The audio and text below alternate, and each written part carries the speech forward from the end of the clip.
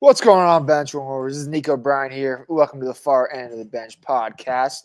Today, my center attention this past weekend was a massive fight weekend in terms of UFC, and then obviously the shit show that was Friday Night in boxing, which Jimmy and I will talk about a lot more. But as a person that is deeply invested into combat sports, and deeply invested in combat movies, including Gladiator movie coming out this weekend. Free shout out, no free shout outs.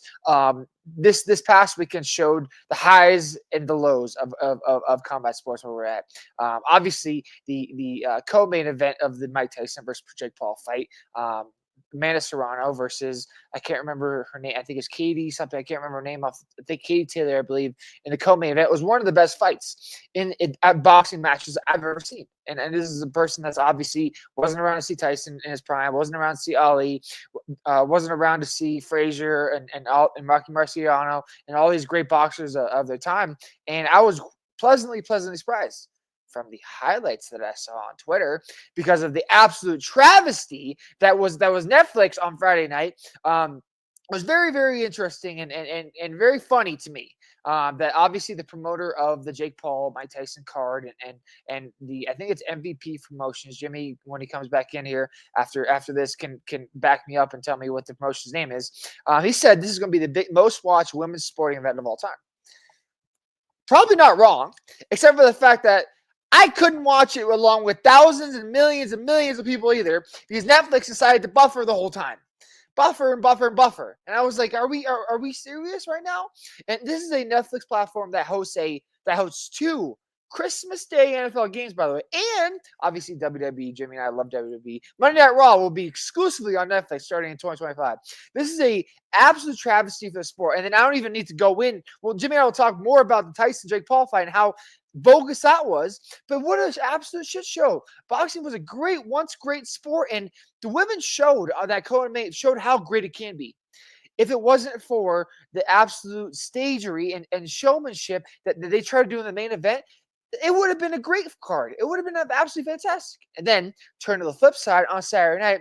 John Jones, one of the greatest pound-for-pound fighters of all time. Now I sound like Dana White. Against Stipe Miocic, one of the greatest, most decorated heavyweight UFC fighters of all time.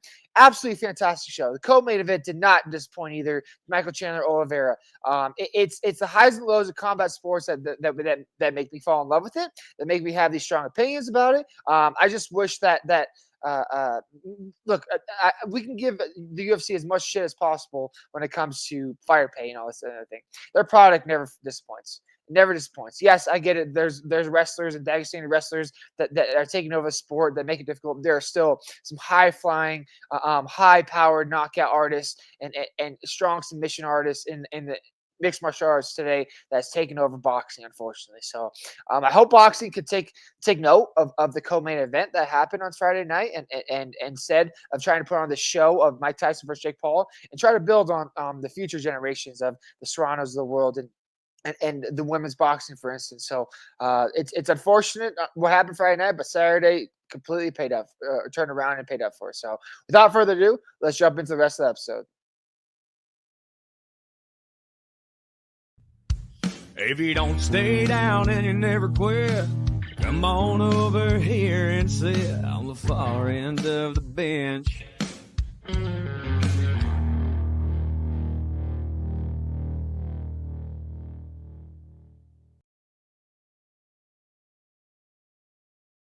Ain't no love in Oklahoma. I have not heard that song yet. I'm just getting ahead of it because I feel like that's got to be everybody's go-to when you're out here. But hey, episode 207, Far End of the Bench. We're going to kick things off. If you're not watching on YouTube, we try and say it all the time. If you don't have any incentive to watch on YouTube, go look at the thumbnail at least. If you're an audio podcast listener, look at the thumbnail because Nico brought his chirp to life for this week's thumbnail. He texted me. He's like, you know what? I'd rather watch Mike Tyson's ass than then watch a Jets game in primetime again. So he made it happen. You know what? We don't just talk about shit out here. We be about shit. Welcome in, ladies and gentlemen. Far And Into I the want Bench to make it podcast. very, very clear. I gave Jimmy an option. I said, you know what? Maybe I'll let Jimmy decide whether to go to the conservative route, which was just a John Jones thumbnail, or go show Mike Tyson's ass. Which, look, we're not a PG show here. We don't claim to be a PG show here. But I think putting Mike Tyson's ass perfectly on a thumbnail isn't correct. Isn't really right for everybody to see. So let's just make it easier and just throw the Jets logo right there because it's basically the same thing. Yeah, no, the Jets recently, especially, hey, guess what? They fired their GM. I don't know if we have to really talk about that. I have purposely avoided them in the last few pick'ems, so yeah, we don't need to talk about them. But there's still news coming out of the Jets world. I can't believe you watched the fight. As such a combat sports guy, this had to be like your worst nightmare. You knew that there was no way Tyson was actually going to fight. He got incentivized to let Jake go longer, and he ended up making a hell of a lot more money letting him win by unanimous decision than actually going out there and fighting. This was not a true fight.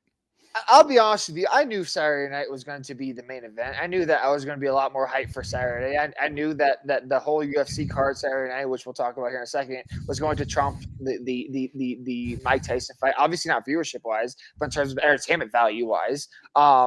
It was so interesting to me because Jake Paul has done a great job. I will never doubt the man for his marketability. Him and Logan Paul may be the greatest marketers this world has ever seen. Okay, like the fact those two were built off of Vine. Kids these days have no idea what the fuck Vine is. Let's not forget, okay? Those two were built off of 7-second videos, not TikTok 15, 30-second videos, 7-second Vine videos for about 8 years. And then once it went away, they became YouTube stars, which then translated to TV shows and now professional WWE wrestlers, and as well now as quote unquote professional boxers as well. Like it is. I cannot underestimate or understate how valuable and how great marketers they are, because there's zero doubting that. This is the biggest hoax in the world, is all I'm going to say. Every time Jake Paul comes on my screen, it is a hoax. The only person that brought in views of this fight were kids or people my age. I'm not a kid anymore, but people my age, people Jimmy's age, our age, where we never got to see Mike Tyson. Where we like, well, Mike Tyson was a legend. Like, we all saw the videos, we've seen all the packages. We never grew up with Mike Tyson around, and we were like, I hope I get a shot of watching Mike Tyson in his prime. Because look at the viewership of this Mike Tyson fight against Jake Paul and the fucking Jake Paul versus Tommy Fury fight. Unless you live in Britain and you're Tommy Fury locked in or whatever, you was not even half of the viewers, because people locked in to being like, Mike Tyson's this, Mike Tyson that, scariest, baddest dude on the planet. Like, it's a damn shame that they tried to throw in a 58-year-old man who came off of a incredibly scary health scare, by the way, in March, by the way, where he was feared for his life, that he could never walk again. And here we are in November fighting again to go against a what, 20, is he 27 our age? I don't know. He's our age. Yeah, he's I think he's a little bit older than us. 27-year-old fully trained boxer. It's asinine to me. Congrats, Mike, on getting a payday. Congrats. Absolutely congrats on a payday. But still stands the fact that Jake Paul is not a real fighter. This proved it even more. Every single day it proves it even more. It's wild, because look, I love Nate Diaz and I love Ben Askren, Tyron Woodley. I'm not going to say Ben Askren and Tyron Woodley, because I'm not the biggest fans of them. But like I like the previous fighters, that like some of the other fighters that he's faced, and I'm like, you know what? Those are great MMA fighters. They're not boxers. They're not boxers. It is an entirely different sport. There's a reason why boxers don't translate to MMA at all. It's a totally different distance thing. Like, and you could go back and think about the Askren fight. Askren's sitting there, like, he's wondering, am I going to get taken? He's fighting from 6 feet back. You don't box from 6 feet back. And then he's just standing there and he's watching a fist come out of his face. That's not going to work. That doesn't work in this. It's like you said, it's a totally different sport. That shit doesn't fly. If Jake Paul, look, the only next move for Jake Paul now is to actually start fighting real boxers. Because like I said, Tommy Fury was the only real boxer that he's actually ever faced. Like, the guy that's actually been around the game, that has competed, not for championships, but been around the works for a while. And he lost. He lost to him. Okay? So it's time, if you're Jake Paul, if you're this, that, and the other thing, like, you need to, if you want to become a world champion, WBC and I don't know all the other boxing associations, but you know what I'm talking about. All the other boxing associations, you need to start fighting actual fighters. This proved it even more. And look, this is not degrading Mike Tyson in the slightest. He's 58 fucking years old. If you and he couldn't even walk, he couldn't even move forward. Like the Father Time is undefeated in every single fucking sport. We are not downplaying the strength of Mike Tyson. Mike Tyson during his prime is still the scariest motherfucker ever playing. Arguably one of the two greatest of all time, probably behind Muhammad Ali only. Like during their prime, one of the greatest. At 58 years old, I could fucking stand in there and probably beat Mike Tyson with a 3-month training program. Okay, this is not a slight to Mike Tyson at all. It is a slight to you, Jake Paul. Like take some notes from your brother. Go fucking through the ranks. Fight or go through the training, fight actual wrestlers that will test you, that will go against your limits and become these superstars like Logan has done in the WWE. Like I get it's not real fighting, but Logan Paul has to train hard, do all these things, pay his dues against lower level fighters before he became a champion. So he did it, but it wasn't even the biggest championship in the WWE. But he went against to test himself, and Jake Paul has done that, saying, "I just want to make money." Right? This is what hurts boxing more and more every single year. That makes MMA even that much better. That much better. It hurts because like I said, my parents, your parents, both our parents grew up watching Mike Tyson, grew up watching the Evander Holyfield, watching all these prime guys that were so exciting. Boxing was so exciting. Now our age has grown up with the fact that MMA is the most exciting combat sport, and it's not even close. Like UFC fighters are world renowned, right? I could probably go on the street and someone can name 5 UFC current or former fighters before they can name 5 current boxers, and one of them not being named Jake Paul, right? I don't really. I listen to MMA and boxing podcasts, and I still don't really know. I know Tommy Fury, but I really only know Tommy Fury because of his brother and Jake Paul. Like that's the only people that we know, and half the people are like, who? Listeners on the show like, who? I'm sorry, who? Tommy Fury. You mean the guy from Love Island? That's who? That's the boxer? That's the boxer you're talking about? Yes, that is the boxer that I'm talking about. He has a professional license. And then we go over to the UFC on Saturday night. John Jones is the scariest motherfucker to ever walk this planet. Okay? He is. He fucked Stipe up. Stipe is not the Stipe of old. Let's not sugarcoat this, okay? At all. But John Jones, Jimmy, you know this answer. Who has ever stopped John Jones? That would be himself. Exactly. There's only one person that has ever stopped that man from being 30-0. It is himself. Okay. The only other thing that has ever, for people that have not been around MMA for that long, John Jones has 1 loss on his record. You all know what it is? A 12-8 elbow. For those that don't know, it's a 12-8, literally like a clock going down, straight down, which, by the way, has been outlawed. It is now completely legal. It is completely legal. So that is the only loss in this thing because he knocked, I think it was Mark Hamill or Matt Hamill. Yeah, out. Matt Hamill, the hammer. Where his face was so badly beat up to the 12-8 elbow or 12-6 elbows that it's legalized now. They did this off of a study where they saw Asian martial artists hammer a fucking steel or hammer a cement blocks with their elbows doing the 12-6. And now here we are in 2024 and it's fully legal. John Jones is the greatest fighter of all time. And I know I sound like Dana White in the meme right now. I know I 100% sound like it. He is the pound for pound greatest fighter that's ever walked this fucking planet in our lifetimes. In our lifetimes. You lock John Jones and Tyson Fury into a room. I pray for Tyson Fury. Okay? I will stand on that. I pray for Francis Ngannou because prime John Jones is better than anybody that's ever walked this planet. And what we saw Friday night is it's not prime John Jones. But that lower back end of prime John Jones is still better than the best that has ever stepped foot in the heavyweight division. The best that has ever stepped foot in the heavyweight division is Stipe Miocic. And like I said, it's so incredible that John Jones continues to do this night in and night out, and we can have this discussion later on when these fights are announced and everything. But obviously, the money fight is Pereira versus John Jones. Everyone knows that is my dream fight, and two guys that I would love to see. But Aspinall is the next guy, and I don't know what John Jones is thinking at this point. He said that he would retire the heavyweight belt and just let Aspinall be the heavyweight just because he wants the money fights now. I think we can get to a point where the Aspinall fight is the money fight. But let's not forget, John Jones versus Francis Ngannou was the money fight to make. It was. Francis Ngannou was a guy on the up and coming in the UFC before he left. Obviously, like this is the next money fight, and frankly, he can.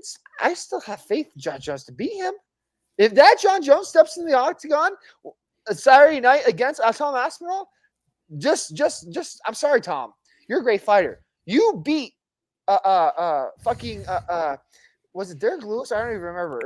It was you beat somebody that John Jones could probably walk over in his sleep, okay, to win the interim belt. So look, everyone knows that I've been a John Jones fan for a while, and that I love watching him fight. And I obviously went to the fight where he fought Cyril Gane way back in 2022. I'm just excited as anyone, but that is a bad man in multiple ways. I cannot emphasize it, in multiple ways. Yeah, I'm looking up Aspinall's recent fights. He beat Curtis Blades first round KO. That's how he won, and he won the interim belt against Pavlovich. Yeah, Pavlovich. Like no offense to either of those guys, they don't hold a jock strap to John Jones. They don't. I'm sorry. No, they don't. They're fighters, but they don't.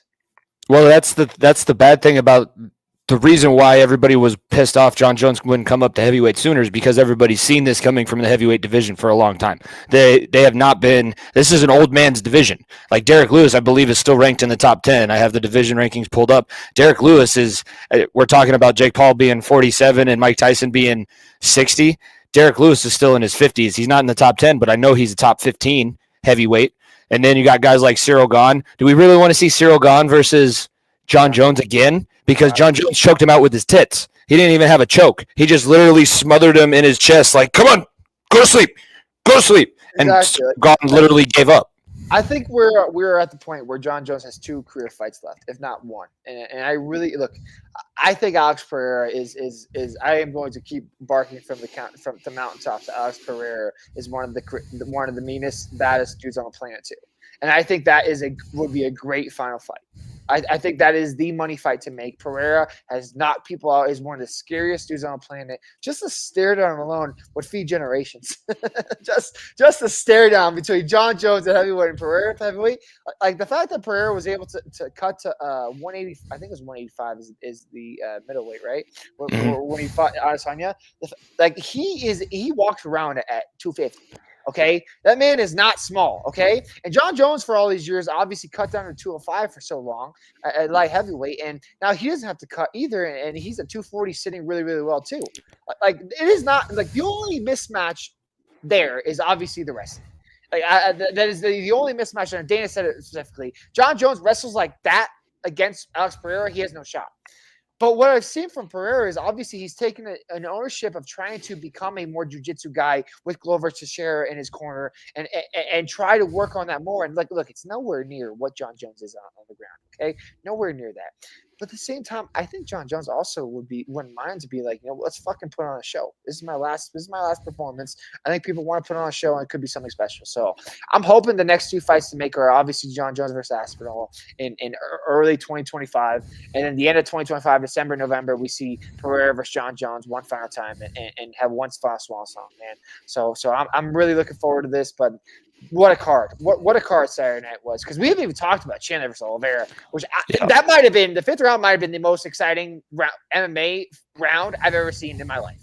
Like I have never seen anything like that. No, and I think before we move to the co-main event, because I listened to Chandler on Bussin' earlier when I was getting ready and getting all packed for my trip, so I want to talk about the fight for sure, but I did some research as you were talking. There was 108 million people who tried to watch the Jake Paul fight on Friday. You know how many? 7 million watched Antonio Brown's TikTok Because I was one of them. I'll hand up. I had like I was sitting there with my family watching it. We watched, and look, I'm not condoning this. I'm being very. It's illegal, kids. It's illegal. But we did have an alternate stream where we watched it for the most part until like halfway through the Mike Tyson fight. We finally figured out Netflix. Like I said, I cannot stress this enough. The co-main event was incredible. That was some of the best women's boxing I think this world has ever seen. Katie Taylor versus Amanda Serrano. That was the fight. Is that the fight of the night, you think? Yes, that was the fight of the night by far and away. But I didn't watch it because of Netflix. Yeah. I watched the highlights on Twitter on /X. Sarah Elon. Like I didn't watch the fight. 65 million concurrent viewers. Jimmy, I wish I was not lying when I said this. But when the promoter said this is going to be the most watched women's sporting event in history, that is when my Netflix crashed. That is literally the exact second the Netflix crashed, and then they walked out, and I couldn't get the stream to go again until like literally 3/4 of the way through the fight, where I was like, all right, well, I've already missed most of this already. I don't know what the hell's going on. Like that's how poor it is. And this is a Netflix that has 2 NFL games, by the way. 2, not 1, but 2 NFL games.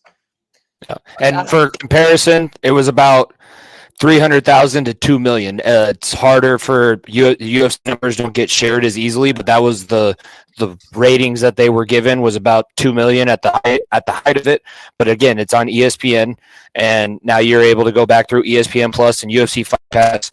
Netflix, I believe you're still able to rewatch, but why would you rewatch knowing what's gonna I think part of the reason why they had 65 million people watching is because, like you were saying, you had people like us that were like, well, are we gonna get to see the animal Mike Tyson? That's all day at school. That's what I was saying. Like, you guys are all sitting here thinking Jake Paul is gonna walk through. Like, if the old Tyson is available, the old Tyson may actually murder somebody. Like, you guys might not actually be able to watch this fight. It's like, yeah, didn't he bite some guy's ear off? I said, yeah, when he got out of prison. He went to prison? Oh, honey, sweetie. Yeah, he went to prison for some pretty bad things. He went to prison for a while, and I think he did some pretty bad things when he was there too. Like, that's not Snowflake.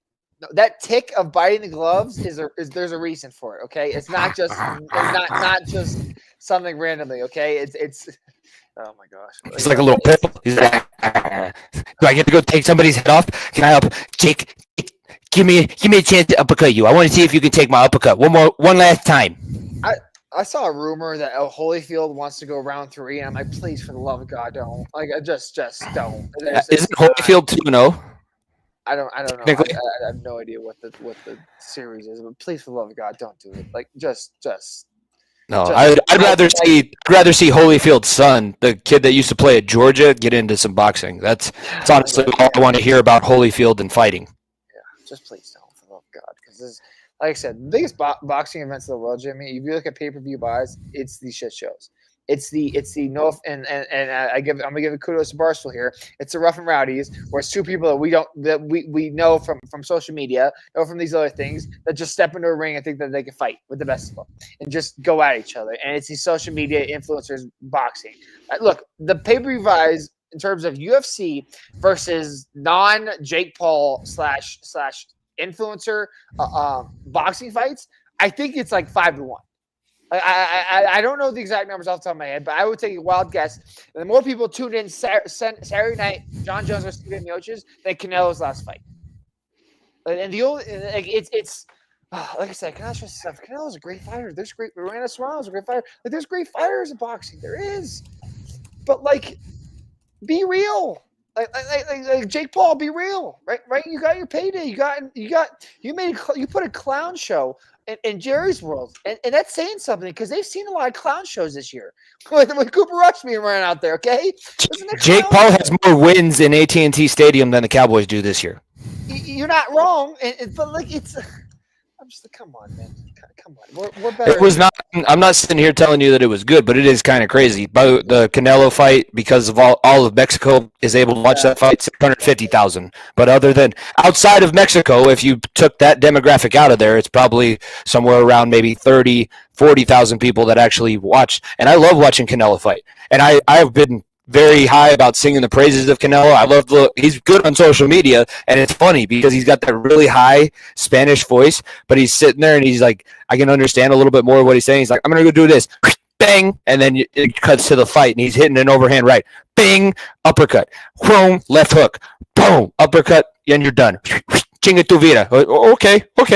Like, Jimmy, like, you know that I love combat sports. You know that I went to one championship when I was here in Denver, the most fucking random thing in the world. Like, I will go to a fucking ballroom in a hotel in the middle of nowhere and go watch a cage fight. Like that's the type of combat sports guy I am. Like, I am begging for boxing to not make this a shit show. Like, get me interested in wanting to watch Canelo on Saturday night as opposed to a UFC fight. Get me interested in some of these, because Jake Paul putting on and I don't know if we want to get into this, but possibly just not wanting to knock Mike Tyson out because it was Mike Tyson, 58-year-old man. Like, that is bad for the sport. If he was a true boxer, that would have never even crossed his mind. That's how you know that he's not a true boxer and he's more the entertainer. And him and his brother are probably, I think, they learned a lot. They watched WWE growing up, and they learned a lot from one of the best promoters of all time. Same that I'll say about Dana White. They learned from McMahon. I haven't finished the documentary series. I'm not giving him praise, and I'm not saying that he's a great person, but if we're just going to talk straight promotion, he took a carnival business and turned it into a multi-billion-dollar thing. I'm currently watching one of their documentaries that they have reruns on A&E literally every day. Like, I turned all of my other sports off, and I'm watching WWE documentaries because what Vince McMahon turned this company into, and that's what Jake Paul and Logan have been able to do with this YouTube fight. Like, the only thing that keeps running through my head is you're talking about this. Remember that Bryce Hall quote after? I know you didn't watch the fight, but it was around. He's like, "I'm not a fighter. I never claimed to be a fighter." Like, that should just be everybody's post-fight press conference. I just wanted to get in here and see what it was like feel the praise of a few thousand fans, and then I'm just going to go. I'm not really a fighter. I never claimed to be one. You're sitting there talking as much shit as humanly possible. Like, I don't know. I'm glad I did not waste my time on it, and the only major thing that I saw, and a lot of what I was told about by the kids that watched, and my girlfriend Carly, who was trying to watch a little bit, she's like, I keep seeing Mike Tyson's ass everywhere. Yeah, and he needed to get on some steroids before this fight. As someone that has obviously been in locker rooms where media is allowed, media is not allowed during certain times, like, the cameraman knew his ass was out. That's not like a thing where, like, oh, they had no idea his ass was out. The cameraman stood there, saw Mike Tyson warming up with his bare cheeks out, and said, "Oh, this is going to be great. This is going to be great for content. Like, here we go. Like this. The whole world is going to see some Mike Tyson's ass." And they panned perfectly to it for half a second, where they know everybody screenshotted that bitch, and then zoomed right out, and no one even said a word. I cannot stress this enough. It goes against so many fucking rules of professional sports to be doing shit like that and to violating personal privacy like that. Like, obviously, hopefully Mike is taking it funny way and laughing it off, but like, that's not that it's just so poor. It just makes it even a bigger joke. No, it was bad. Let's go back to the actual fights, because Chandler and Oliveira, the 155-pound division has been the greatest division in the UFC probably for the last 6-7 years. And I know that a lot of people don't like to give him the credit, but Mike Chandler is a big part of that reason. He is still ranked in the top 10. I know that he doesn't have the greatest record in the UFC, but what do we always talk about, especially in that division, who, I don't know if anybody realizes this, but that one of those Dagestani wrestlers that you're talking about is currently the number one at 155. They're boring. I have yet to see a Michael Chandler fight that's not just the most exciting. Anytime Michael Chandler's on my screen, the amount of energy, the amount of passion, the amount of just gumption that he gives, no matter what he's doing. Like, I've seen him at the Beer Olympics. I've seen him fighting the top fighters in the world. And Charles Oliveira is, I don't know where these Brazilian guys that are 160 pounds come from, but those favelas must be an absolute shark tank, because Charles Oliveira is built to fight. He's built to choke people out. He's got long-ass forearms. Like, his arms aren't that long, but if you look at his hand to his elbow, it's probably about 2.5, 3 feet. He's built to choke people out, and Michael Chandler wore his ass like a backpack on one knee. On one knee! Twice! Was one of the fact he yelled "fuck it" and then just jumped. I was dying laughing. I was literally dying laughing. Let's not sugarcoat it. The lightweight division does not put on slow fights. Don't get me wrong. When Makhachev is in the ring, he does obviously wrestle and plays. He is a little bit more of a stand-up guy. Charles Oliveira, Dustin Poirier, Justin Gaethje, Max Holloway, Michael Chandler do not put on boring fights. They do not. It is not physically in their bones that they put on a boring fight. All 5 of those guys I just listed are in top 10 in that division. They do not put on boring fights. They don't. It doesn't fucking miss. Dana White chops to the bits to put these guys on. Because look, Dana White knows that John Jones is going to get the clicks. That he is going to get people to tune in because it's John fucking Jones. People want to see it, right? He puts this as a co-main, being like, it's not really a title fight. It's not really, and like I said, the UFC has gone from the co-main event has been a lot of title fights the last couple of years, right? That is a B tier, not B tier. I'm not calling it B tier, but like the secondary, lower level interest title fights have been that co-main event. This is the co-main event, and you're like, fuck yeah, this is fun. Hell yeah. Like, you kidding me? Oliveira and Chandler knocking the shit out of each other. 5 minutes where Chandler's down 4-0, by the way, in rounds. And he goes in that 5th round and be like, I got to fight for my life if I want to win this fight. He knocks Oliveira down. They wrestle. They go back and forth. He gets his back, has a chokehold, gets out of the chokehold, lifts him up, not once but twice. I'm like, oh, this is why I love this sport. This is why you and I love this sport. This is why we love it. Like it's shit like that gets me so invested. And like I said, I'm not saying Michael Chandler's better than Poirier, better than Oliveira. He's obviously not. Maybe in his prime, which unfortunately his prime was with another promotion, he was better than these guys. But right now he's not. And he's still out there. Feel like he can do it though.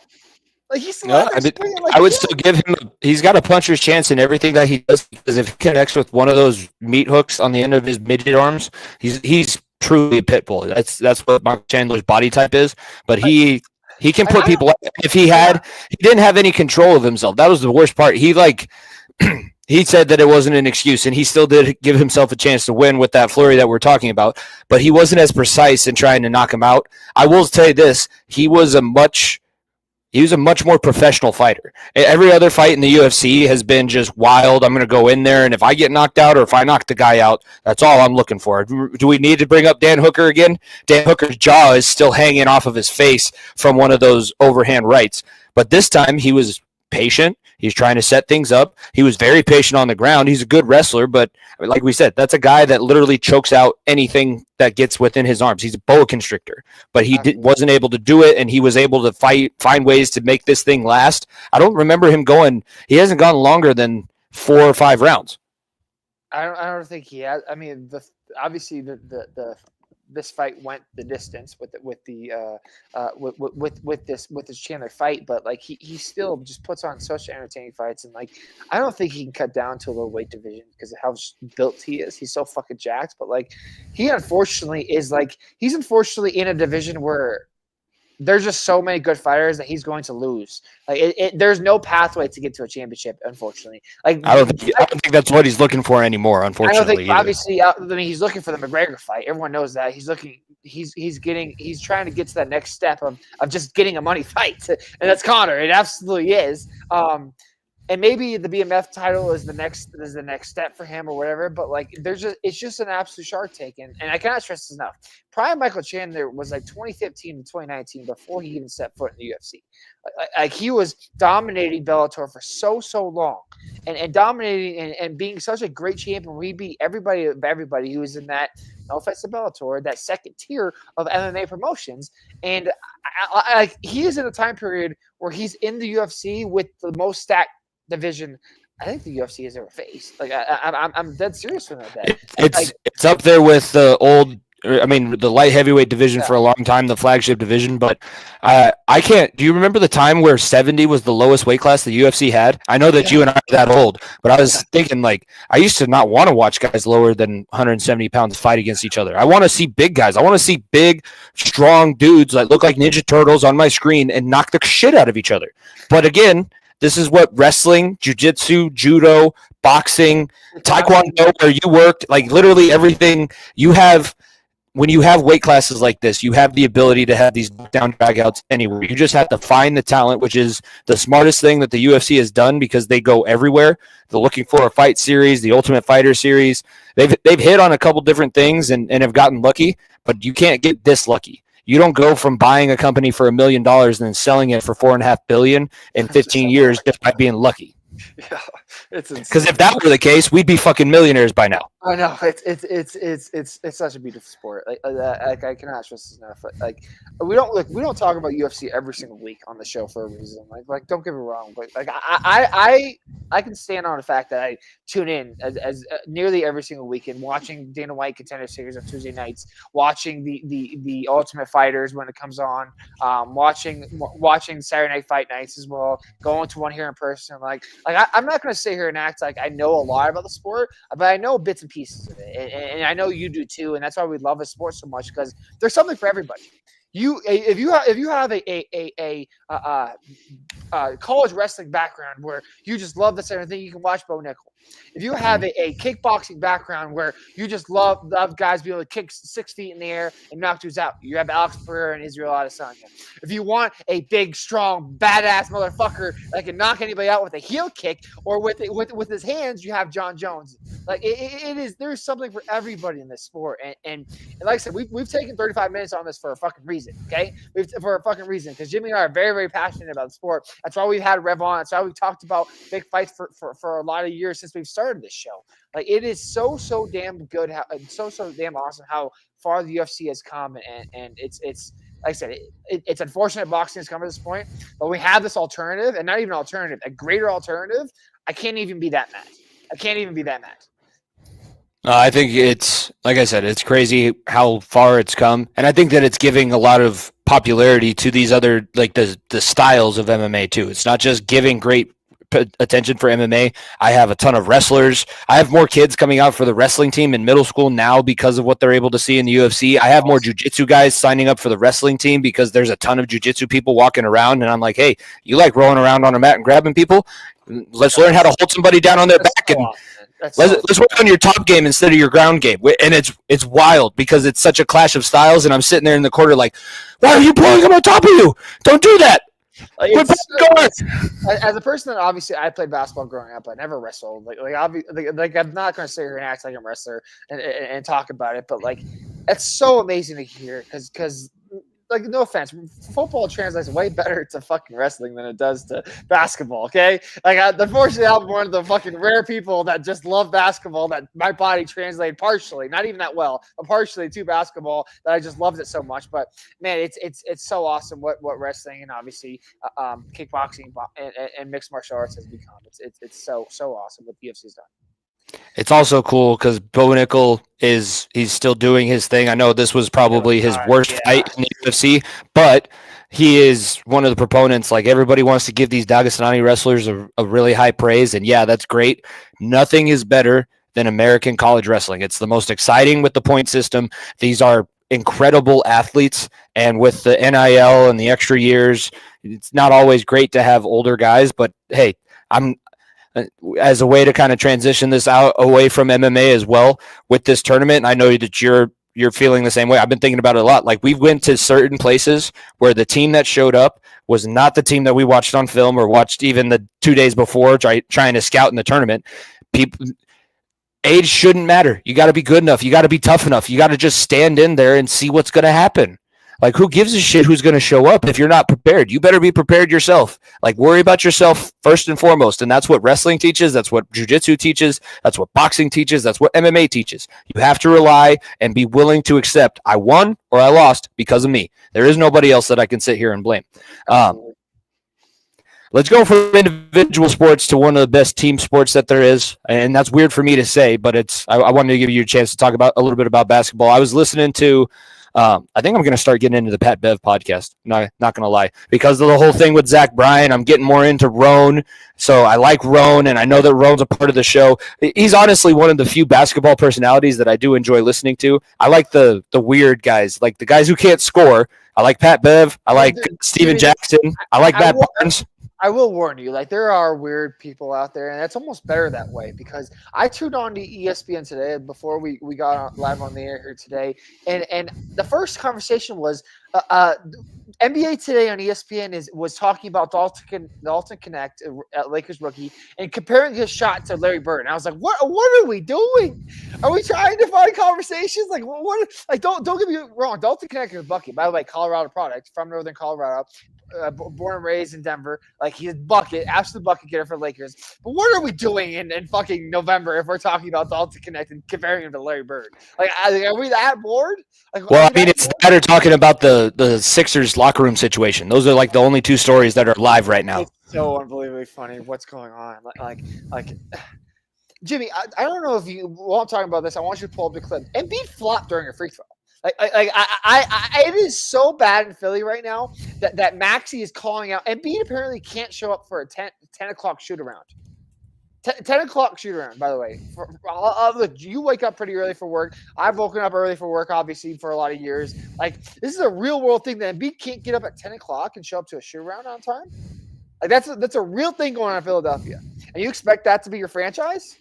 They're 2-12. They're bad, and there's bad, and there's this. Like it's so unbelievably poor, and it makes me cherish Jokic even more. But like and I'll even segue this into the next thing because I want to talk about this too slightly. He's like NBA. So and for those that have been living under a rock, TNT no longer holds the rights. Yeah, this is the free throw. It's for those that are watching on YouTube. You can look it up on X. It is the funniest thing I've ever seen. Like he literally flops a free throw. Like he acts like he got fouled. Have you ever seen that before? I used to suck at shooting free throws, but I never tried to make it like there was a ghost chasing me. That was the reason why I just shot like a wrestler. That was why I couldn't shoot free throws. And I'd rather watch you shoot free throws than watch it be flop on a free throw. It's unnatural. Why isn't anybody touching me? It's unnatural. So it's so unbelievably bad. And look. This is the world of what NBA media has become because they feel like this is comfortable. And for those that go back to what I was saying, for those that have been living in a rock, the NBC has purchased the rights to NBA games. TNT no longer holds this next year. This is the last year of TNT NBA. TNT will only hold the NHL and the MLB from going forward.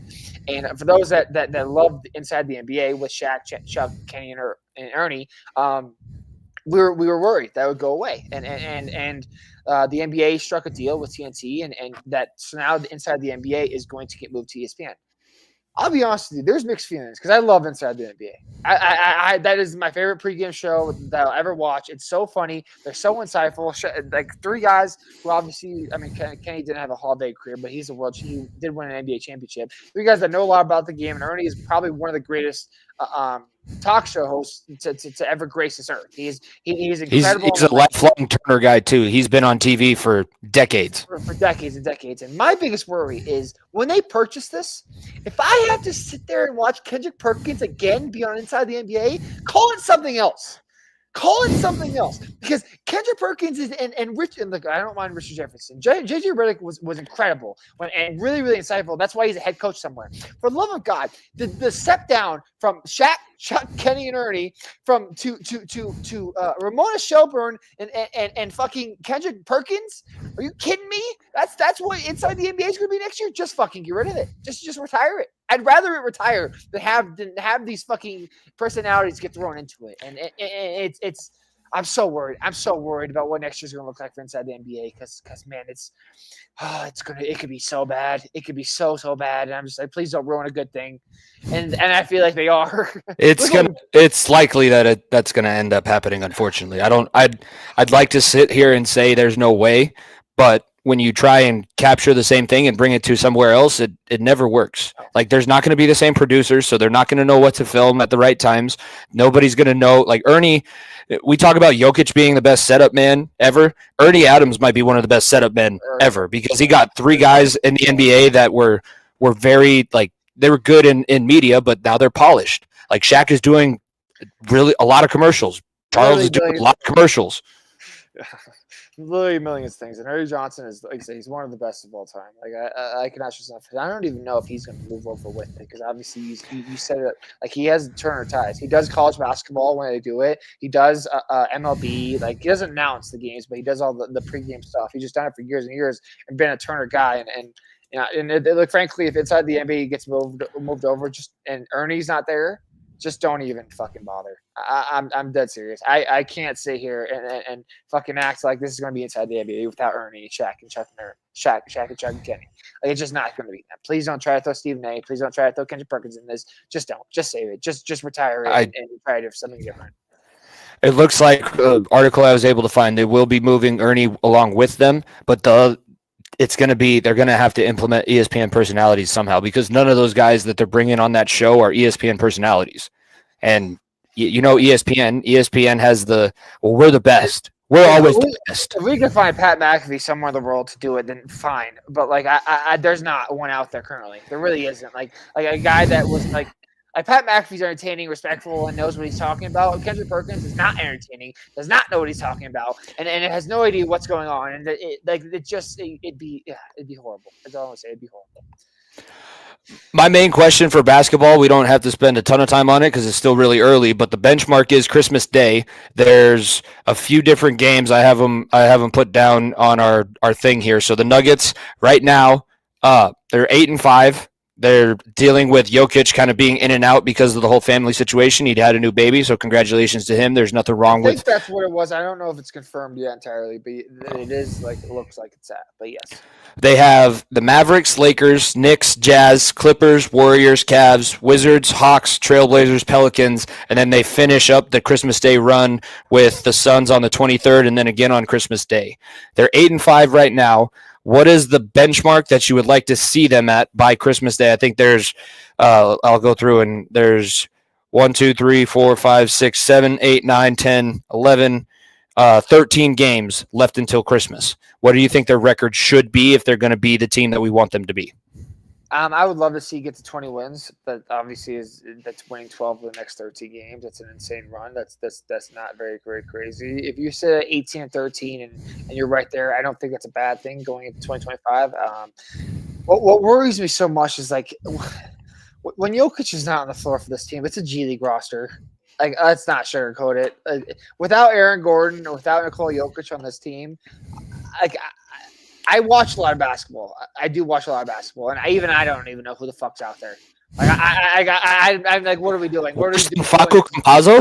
Like I don't even know what's going on. Like it's insane to watch. And luckily, we were able to get the NBA Cup win on Tuesday night where we beat Memphis. But hopefully, Jokic can come back soon because look, I love Jamal Murray, but he played really well Tuesday night. I'll give him that. But when Jokic is out, this team should not be as bad as it is. Plain and simple. Because if Jamal Murray's worth his contract, Michael Porter Jr.'s had a great year. I will give Michael Porter Jr. that. He has had a very, very solid year. Jamal Murray, obviously outside Tuesday night, has been very, very poor, and he knows it.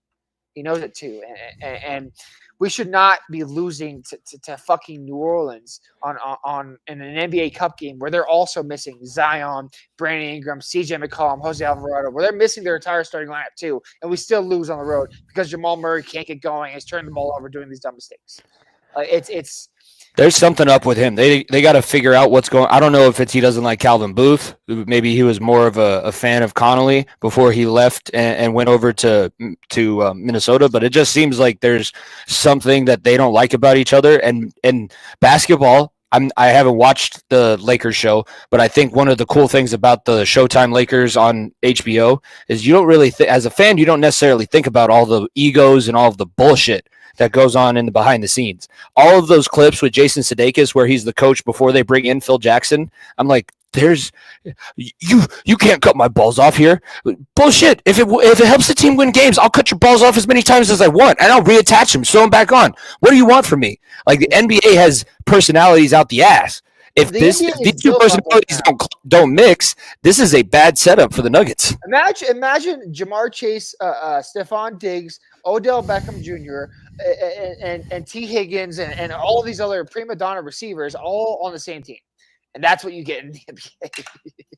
Everybody wants their face on camera. Everybody wants their endorsement deals. Everybody wants to take the last shot, but everybody knows who should be taking the last shot. And guess what? On the Nuggets, it's the guy who doesn't even want the ball to be taking the last shot. He'd rather be setting somebody else up or doing something else. He'd rather be in Serbia riding his horses. Yeah, damn it. That's all he wants to do. Look, we need to maximize this window. That's not sugarcoating at all. We need to maximize this window. And I still believe in Jamal. He helped us win a championship. He absolutely did. He was the second best player on the championship team. There's zero denying that because he was.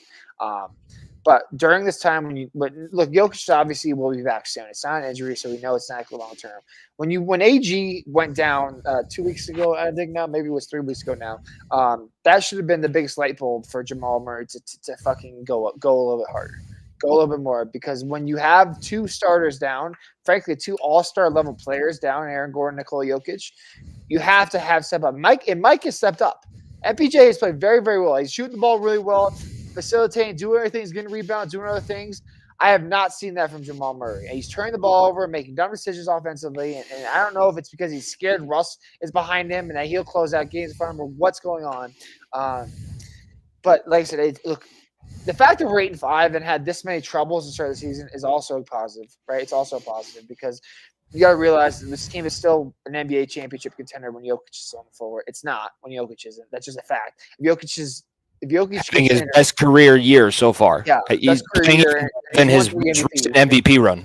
Exactly. So I just look. I need to see it more from Jamal, and obviously the next two games at home I think are very, very big. Sunday we play New York. It comes into town. I think that's going to be an interesting matchup. Jokic may not play. Obviously Monday. I think it's maybe Sunday is New York, or Monday is New York, and Sunday is Phoenix Suns.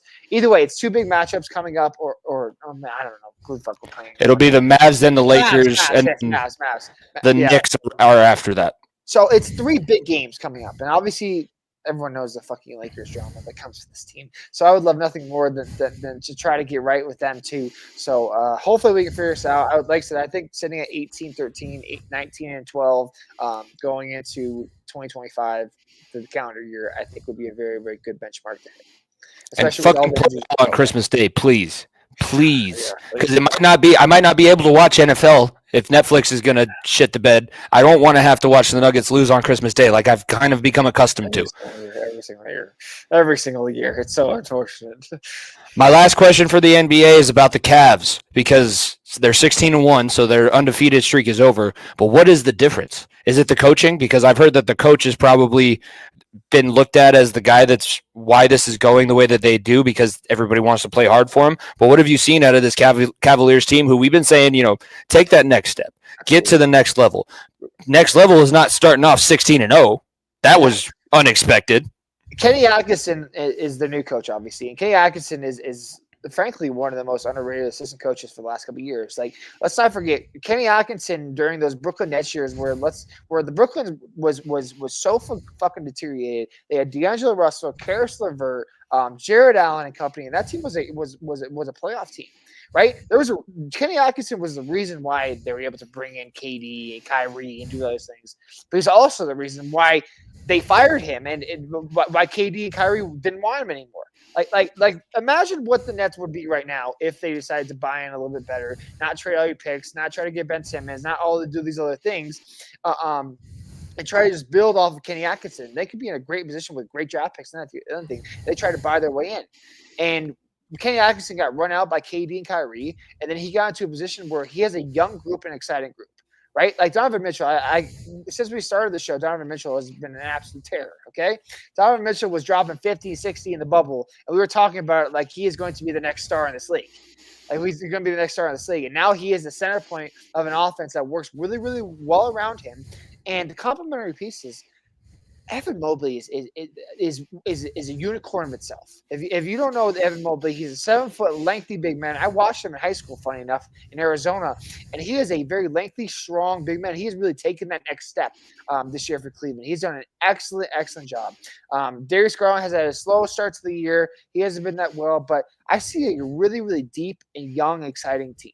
Similar to what I see in Oklahoma City.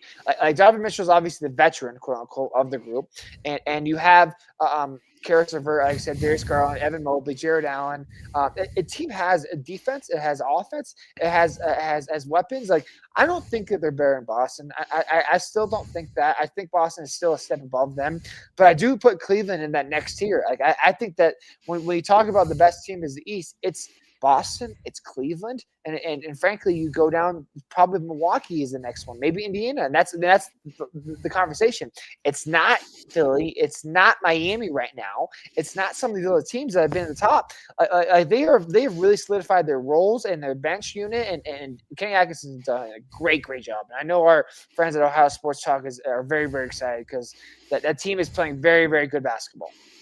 Yeah, it's not unfortunate, but when I go on Ohio Sports Talk next week when we're interviewing Jim Tressel, I don't think we're going to have a lot of time to talk about the Cleveland Cavaliers, but maybe we have to have the Ohio Sports guys back on our show. I know Jordan would love to make another record-setting appearance. He's just going to hold 1, 2, and 3 spots for the most amount of times that he's wound up on this show. No, I thought the Cavs were a huge story, and obviously we haven't been talking too much about basketball. Another sport that we haven't been talking a ton about, but there's a lot of things going on. We were on Record Watch, one of the records that everybody was saying untouchable, and I have it scrolling along the bottom of the screen, but Jack McBain, Utah Hockey Club forward, it's very similar. I'll have to look up the name because now it's escaping me. But do you remember that old school Boston Bruins clip where they had the guy that was a stud, big forward, killing people, putting in a lot of goals? He has one play where a guy goes knee to knee on him, and he's never the same. It's a different situation because that was early on in his career. Ovi's obviously at the end, but Ovi was on pace to possibly break Gretzky's scoring record when they're playing in Edmonton. This start of the season for Ovechkin is the best start he's ever had in his career to a season. The best goal-scoring start to a season his entire career he's had this start. And then obviously now he's down 4 to 6 weeks. Look, I still think he can get it, but it's going to take now probably 2 more years. That's the shitty part because it's going to slow him down when he comes back from this injury. He's not going to be the same goals, same clip, shooting at the same clip. But man. It's one of those records that like the Kareem Abdul-Jabbar points record when LeBron passed it last year, maybe it was 2 years ago, whenever it was. It's a record that has stood for 30, 40 years. That Gretzky is arguably the greatest athlete of all time, and not arguably the greatest hockey player of all time. And Ovechkin is arguably, and I think he deserves to be in this conversation, if not at the top of it, being the greatest goal scorer of all time. Like his power, the way he skates, his strength from the wing, like he is one of the greatest goal scorers of all time, if not the best. And I think he more than deserves to have that title of the number one goal scorer in the NHL. In NHL history, and no offense to Gretzky, Ovechkin has done this at a higher clip later in his career. Gretzky did this at the knee and was scoring 5 goals a fucking night. Okay, yeah, the goalie sucked when he was playing. I'm not downplaying Gretzky. He's still very clear because and I'll give you a stat that you can pull out when we're having this conversation, or if you ever have this conversation with somebody else. Wayne Gretzky is the fastest player to 1,000 points, and he's also the second fastest player to another 1,000 total because he went 0 to 1,000 faster than anybody else. He went 1,000 to 2,000 faster than anybody even went 0 to 1,000. So he's the top 2 fastest player to score 1,000 points. Exactly. He's held this record for 20 seasons. So in 1994, this is the 20th year that he's had this record. It could have been that storybook, but I mean, obviously, Ovi's not going to stop playing hockey until he does have this record. It would have been a lot cooler for him to get it this year in the way that it was going about it. Now it's going to be like a trickle-down thing. I feel like when he comes back, I hope that he's somewhat semblance of himself. Maybe he can get it at the end of the season, but it would be hard pressed for me because it looks like he's going to be out for a while. Cam Neely, that's the guy that I was thinking of for Boston. He had that one hit in 1991, and it was in the conference finals, and he never really came back and played anywhere near the level of where he was. I think the timetable that I saw was 4 to 6 weeks or something like that, and that's a lot of time in hockey. Well, that is past Christmas. Like that's going into start of 2025, hoping that he's back. Like that's how. And the team second in the division. They're a point behind Carolina. Very, very good too. So this hurts the Capitals too, and I think that does help him and wanting to get back sooner and trying to push for this because they know the Capitals are playing very, very good hockey. And when it's not a world where he's playing on a horrible team and they're just passing the puck every fucking chance they get. Don't get me wrong. That Kobe's last year, they passed him the ball every fucking time to get him every record he did. That team sucked. Okay, Kobe and Rel will back me up on this. Kobe was the only saving grace in that whole entire roster. That roster is ass, and there's a reason why Kobe touched the ball and got 60 points in the last game because he literally did not give the ball up because the team sucked. Okay, that last year, and Kobe was as good as everyone talked about. For those that never watched him growing up, and he did this the other thing. But this is not Kobe with the Lakers. Ovechkin is on pace to beat this record while also being on a good hockey club. So I think that's a very good opportunity for him to refreshing his legs up too, I think, a little bit, because the last couple of years the Capitals have been decent, but not really had that spark that they wanted back in 2018. Like they really, really missed that spark entirely since then. So I think that the Capitals have a very good opportunity to make a run in playoffs, and that can give Ovechkin a little bit more motivation to get fully healthy and then go after this run in a secondary way. If the team was worse, I'd feel differently about it, but since they are playing way better than I anticipated, and they seem to have all their offseason moves. They're one of the few clubs that, their offseason moves seem to have come in and been able to step together right away. And great season. I hope that it's not as long of a recovery. Another guy that's been dealing with injuries, and he's continuing this trend of American professional athletes flying overseas to go get treatment. Austin Matthews has not been in the lineup for the Toronto Maple Leafs since November 5th when he was initially listed day-to-day, and he just took a plane ride over to Germany to go get treatment. Tree Living is quoted from the Associated Press saying, well, it's just a general checkup, but he's definitely going to get some work on it as well. Hockey injuries are the worst because it's undisclosed. Nobody knows what's going on. It's not the same thing as McCaffrey because his injury is upper body, so he's going to be getting PRPs in a different part of it. I got to assume that's what they're doing because America's behind on platelet-rich plasma and being able to spin blood and everything like that. Does Austin Matthews do enough for this Toronto Maple Leafs team, or is this just like, is it talking about the Cowboys and Jets at this point? Look, Austin Matthews is an all-world talent. Like I still love watching him play hockey. He's so good when he plays hockey. If he was on any other franchise, he'd be Nathan McKinnon. Like let's keep it buck. Like if he was. Just swap him and Matthew Tkachuk out in Florida. He'd be the best player in the world, right up there with McDavid, plain simple. But because he has to deal with Toronto scrutiny and not having won a cup in however many years and not be able to get out of the first round or anything, that wears on a guy. As much as they say it doesn't, it does. It does. It absolutely does. And like I said, this is an injury where he is getting rushed to be put back in the ice because of how much Toronto is dependent on him. Right, and it is wild that, and I've said this a couple times the last couple of years. Like, it's wild that a Canadian franchise, one of the most well-known Canadian franchises of all time, is depending on an American-born player to save their team. Right, it is wild because Austin Matthews is that good, and I think he has the opportunity to do great things in playoffs. But he's held by A, bad coaching, B, players around him that falter in big moments. It's a horrible situation. It's why when we started the show 2021 that I pulled up the edit of Austin Matthews in a Coyotes jersey back when the Yotes were a team. It was like if Austin Matthews played in his hometown, by the way, he's from California, but he lived in Arizona for most of his life. Phoenix, Arizona for most of his life. Phoenix, Arizona product with hockey product. If he played with the Arizona Coyotes, A, would have a stadium, B, would still be existing, and C, could be in a playoff line. Because I feel like there's less scrutiny for it. And look, some players can do it, some players can't do it. Right? Some players can deal with the limelight of being in a massive market, and some players can't. Cough, Aaron Rodgers. It's just unfortunate, and I hope that he can get back because he's such an electrifying player. And then, obviously, the Winter Olympics coming up in 2 years. Like, I hope he can represent the U.S. again and get fully healthy because he's such a star player. But yeah, there's the picture. Yeah, it looks good. It looks. It really does. It looks beautiful. The Kachina jersey looks pretty. It looks pretty. Not going to do Austin Matthews in the Central Division, but yeah, no, it looks pretty good.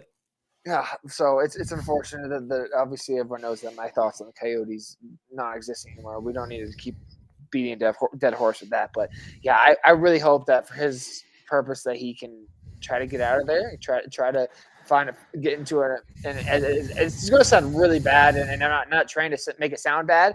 I hope he gets to an American franchise that will not at least put this much burden on him, where he can flourish and be the top level player that McKinnon is, that McDavid is right now, and maybe the Kucherovs of the world too. If the NHL is so fixated on him bringing a Canadian franchise to prominence, I would, not that I like the Canucks, but the Canucks are like the Canadian team that I hate the least, I guess, is how I would put that. And I think that I don't think he wants to deal with the same scrutiny, and there's a lot of scrutiny in Vancouver, but they're nicer about it. Like, that's the part of Canada that, celebrates with the extra plants, the wacky tobacco and all that kind of stuff. They're a lot more chill. They're relaxed in Vancouver. That's Austin Matthews' vibe. And the thing that makes it just so much worse is obviously that Edmonton has McDavid and they just went to the Cup final.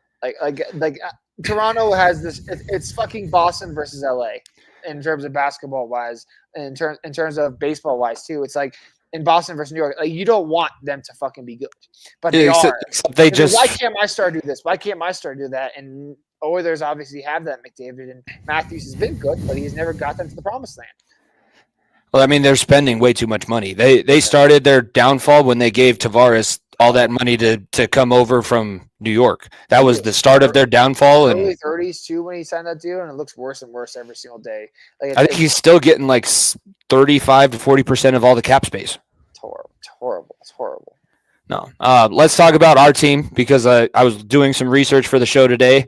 I did not watch the game on Tuesday because I was out at my own wrestling duel, but Manson can still throw the body around. Did you see what happened? Mitch Dunning he's a trooper. Mitch Dunning is an official in the NHL. I don't know exactly what happened, but apparently Manson took him out.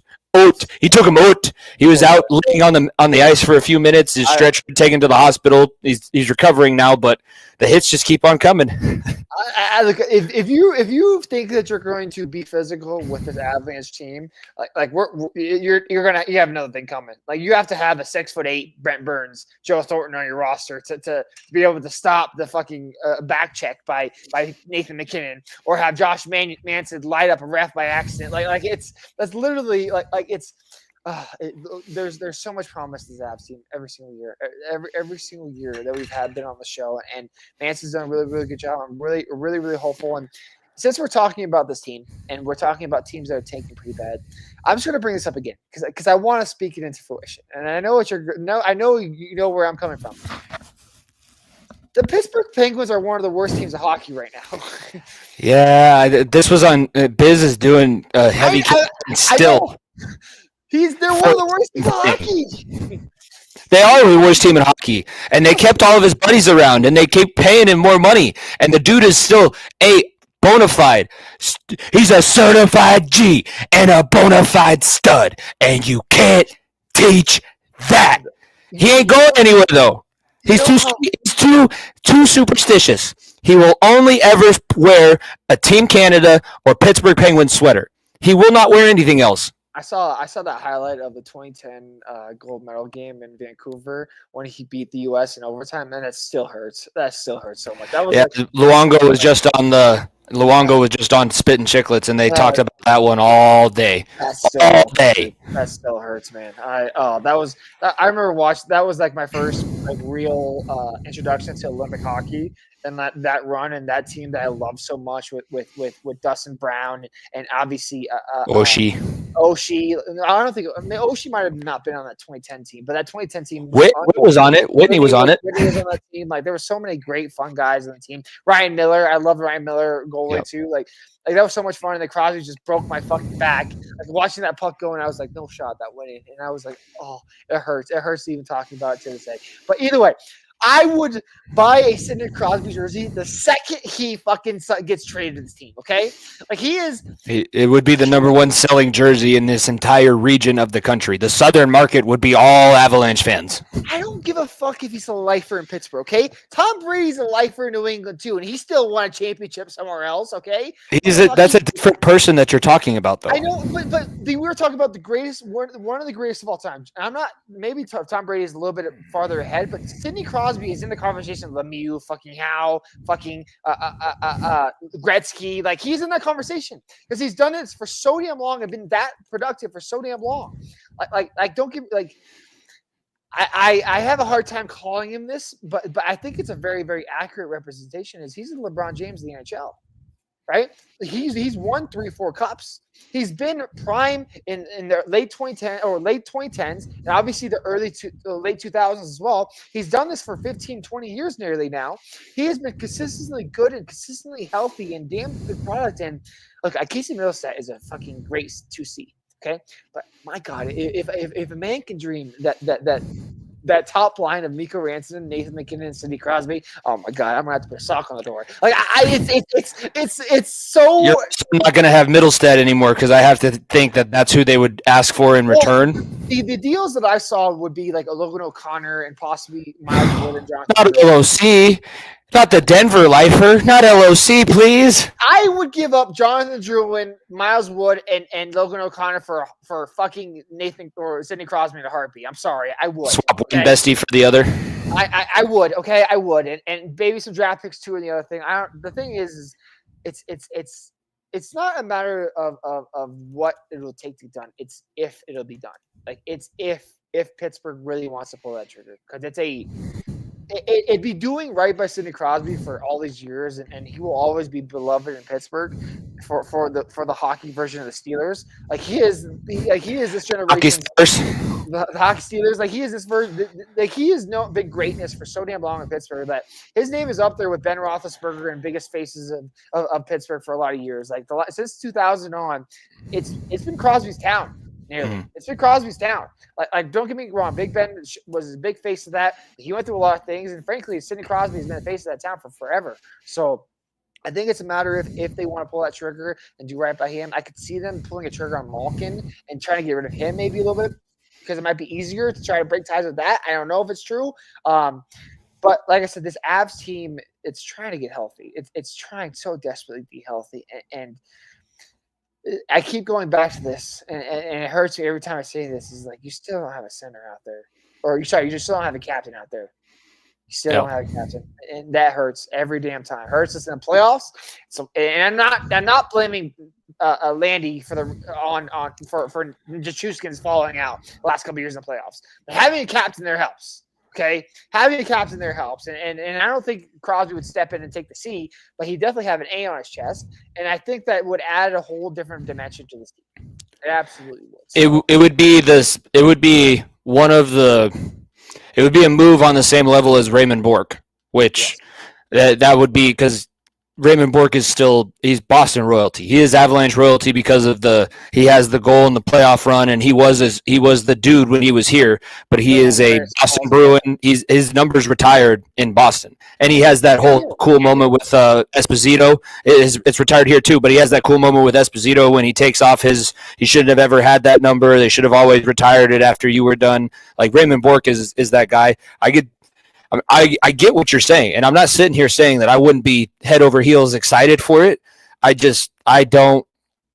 would rather not get my hopes up right now until I feel like this is – there's been a couple times when we've been doing the show, like I feel like it's really close, but it always comes back to – I mean, maybe he doesn't want to leave because every time that Pittsburgh has lost their guy, like think about it, before Crosby gets drafted, Pittsburgh got him for a reason. They were the worst team in the league when Mario was no longer able to play. They almost lost their team twice. Mario saved them the first time, and now Crosby saved them the second time. Is there somebody that will be able to keep this franchise afloat? Because Pittsburgh really doesn't give a shit unless you are the Pittsburgh Steelers. That's it. It's a weird conversation because obviously you and I don't follow college hockey or international hockey enough to know this next draft class and then what's going forward. But they have tried to take the most out of Crosby and Malkin and Letang and this trio. And I'm sorry, Pittsburgh, that window is closed. Like you got your last cup in 2017 or maybe it was 2016? I don't remember the exact year. 2017. 2017. And that was a great run that you were able to get it on the back end of those guys' career. But now you're 7 years later post cup and you haven't even sniffed the conference finals. Like I'm sorry, we're at that conversation where it's. Do you want to have Sidney Crosby just be the face and just be a great player for a lot more years on a bad team, or do you want to give the guy another opportunity to win a cup and solidify himself into these Hall of Fame conversation? Not even Hall of Fame because he's first ballot Hall of Fame, but like all world conversation, right? Like adding more cups to his resume puts him in the Gretzky conversation. It puts him in like Lemieux, the Gordie Howe. Like it puts him in these conversations that people have been so reluctant on putting him in. So he's already got the same amount of cups as Gretzky. Yeah. So actually, he might need one more. I need one more. Either way, it's right around there. So it's an opportunity, is all I'll say. Maybe it's not to us. I would love to see him in a different uniform chasing a cup. Obviously, I want it to be with us. But we just always get to say us because we have his best friend. Yeah, that's a great attitude. One guy that's allowed to train with him in the offseason happens to be our best player. Best player, exactly. So, I'm hopeful. But the Avs Avs have played really, really well recently, and I'm interested to see how getting these guys integrated back in the lineup will continue to grow because they're getting healthier, which helps us a lot. But there's a two now having the alternate, not having a 1G, a first goaltender, and Noonan/Georgiev, they really split it pretty well, and Bednar has They have the same exact amount of games played so far, 10 games each. So that helps. But I have always on the fact of the matter is you need to have a guy that you can. This is fine during the regular season. Had 4 goaltenders. When I was looking at the stats earlier, they've had 4 goaltenders between the pipes. Noonan is 6-2. Georgiev is, I think, 4-7 because they have 10 games played, but they all weren't starts because they got pulled for each other. And then the other 2 have 1 or 2 games to them. I can't remember them specifically, but it would be really nice to just have an off season or a whole Avalanche season where we don't have to ask, what is goaltending going to be like? The thing is, like, I'm totally fine with splitting the reps and figuring it out this early. I am totally fine with that but I am not fine with doing this in March. No. Okay, I'm not fine with doing this in March. If this continues past January, we're going to be talking about what goaltender is available at the deadline. Exactly. So I hope that they continue getting split reps, both doing really well, but I need one of them to run away with this.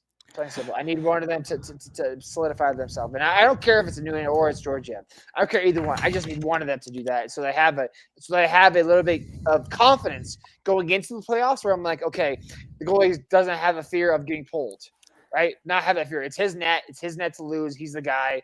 But we unfortunately are in that situation where it could be that. Yeah, it's tough because neither of them have stellar statistics, but Noonan's numbers look better. Georgiev is still almost at 4 goals against average. Noonan's under 3, but neither of them are at even 900 for their save percentage, which is about the standard. Like 925 is the lowest standard that you can have to be a really good team. So they have a lot of questions. It's early still. We have a ton more time, and like we said, this is still the feeling out process, and at some point after the new year, we're going to know who are we looking for at the deadline. Are we sending people away at the deadline? Are we trying to find out pieces that can go on and make a run? I don't know where this is going. I don't think this team is going to send people. We're not going to go that far. I think this team is still going to push toward a playoff run, but I don't think we're in that position yet. But hopefully it gets better.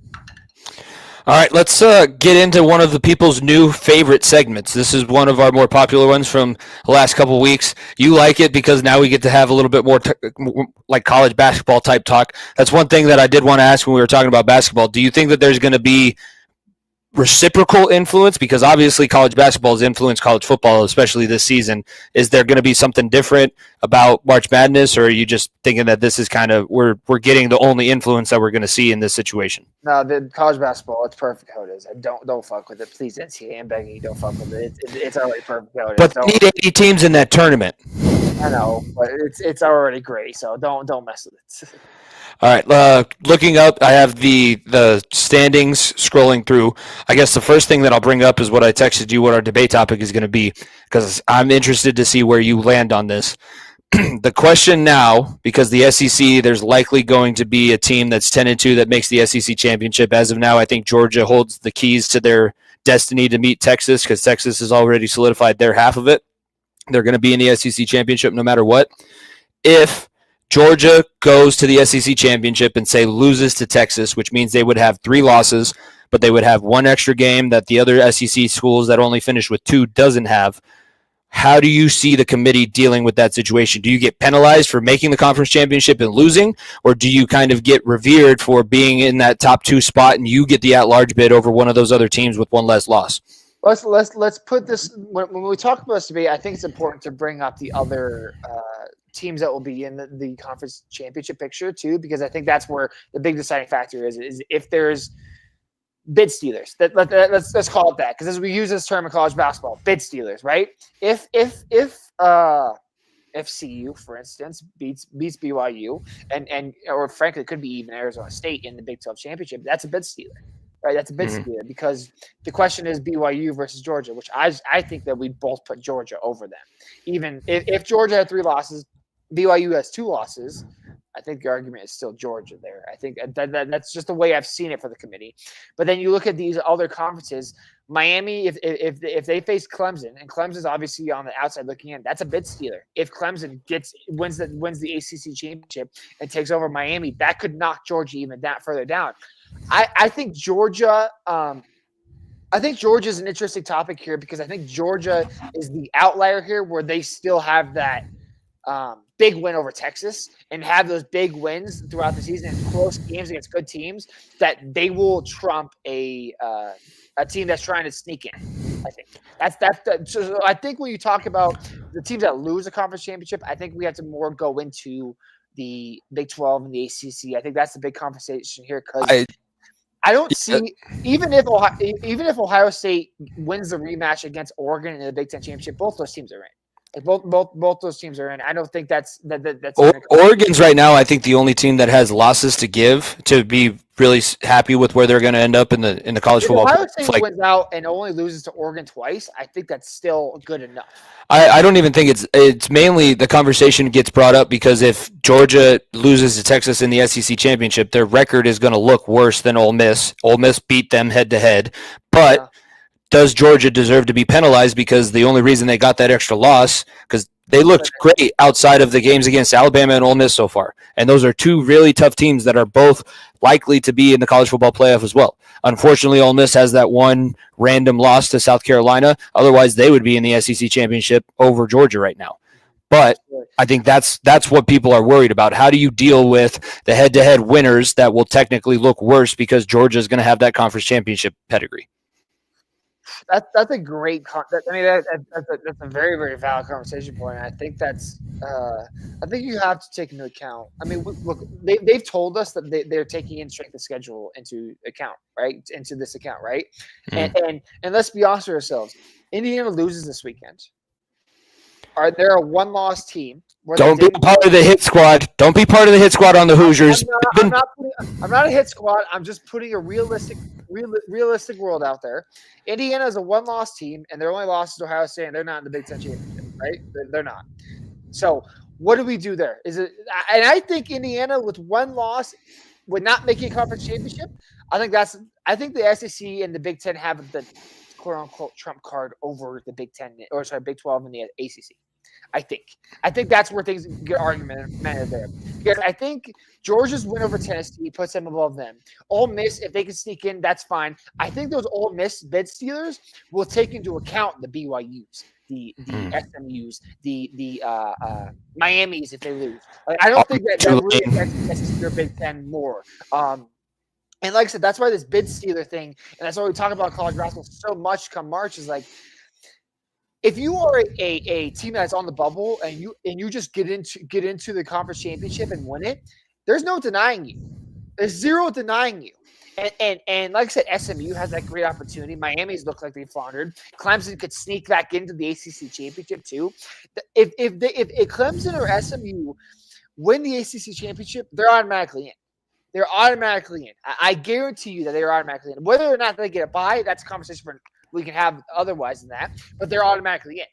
So that's the bid stealer conversation here. And if you're a BYU, if you're a CU, if you're an SMU, if you're a Clemson, if you're a Miami, I think you have to win you have to win a conference championship to be. Like I think that the committee is looking at the SEC and looking at the Big Ten, and I think rightfully so because they're the two best conferences. As these higher up that they're just beating the shit out of each other. Like, I think that. Look, just in a real world conversation, because CU has a path to make the playoff, by the way. A real world conversation, CU wins the Big 12, BYU is not in the playoff. If they lose this week to Arizona State, which Arizona State is a very, very good ball club.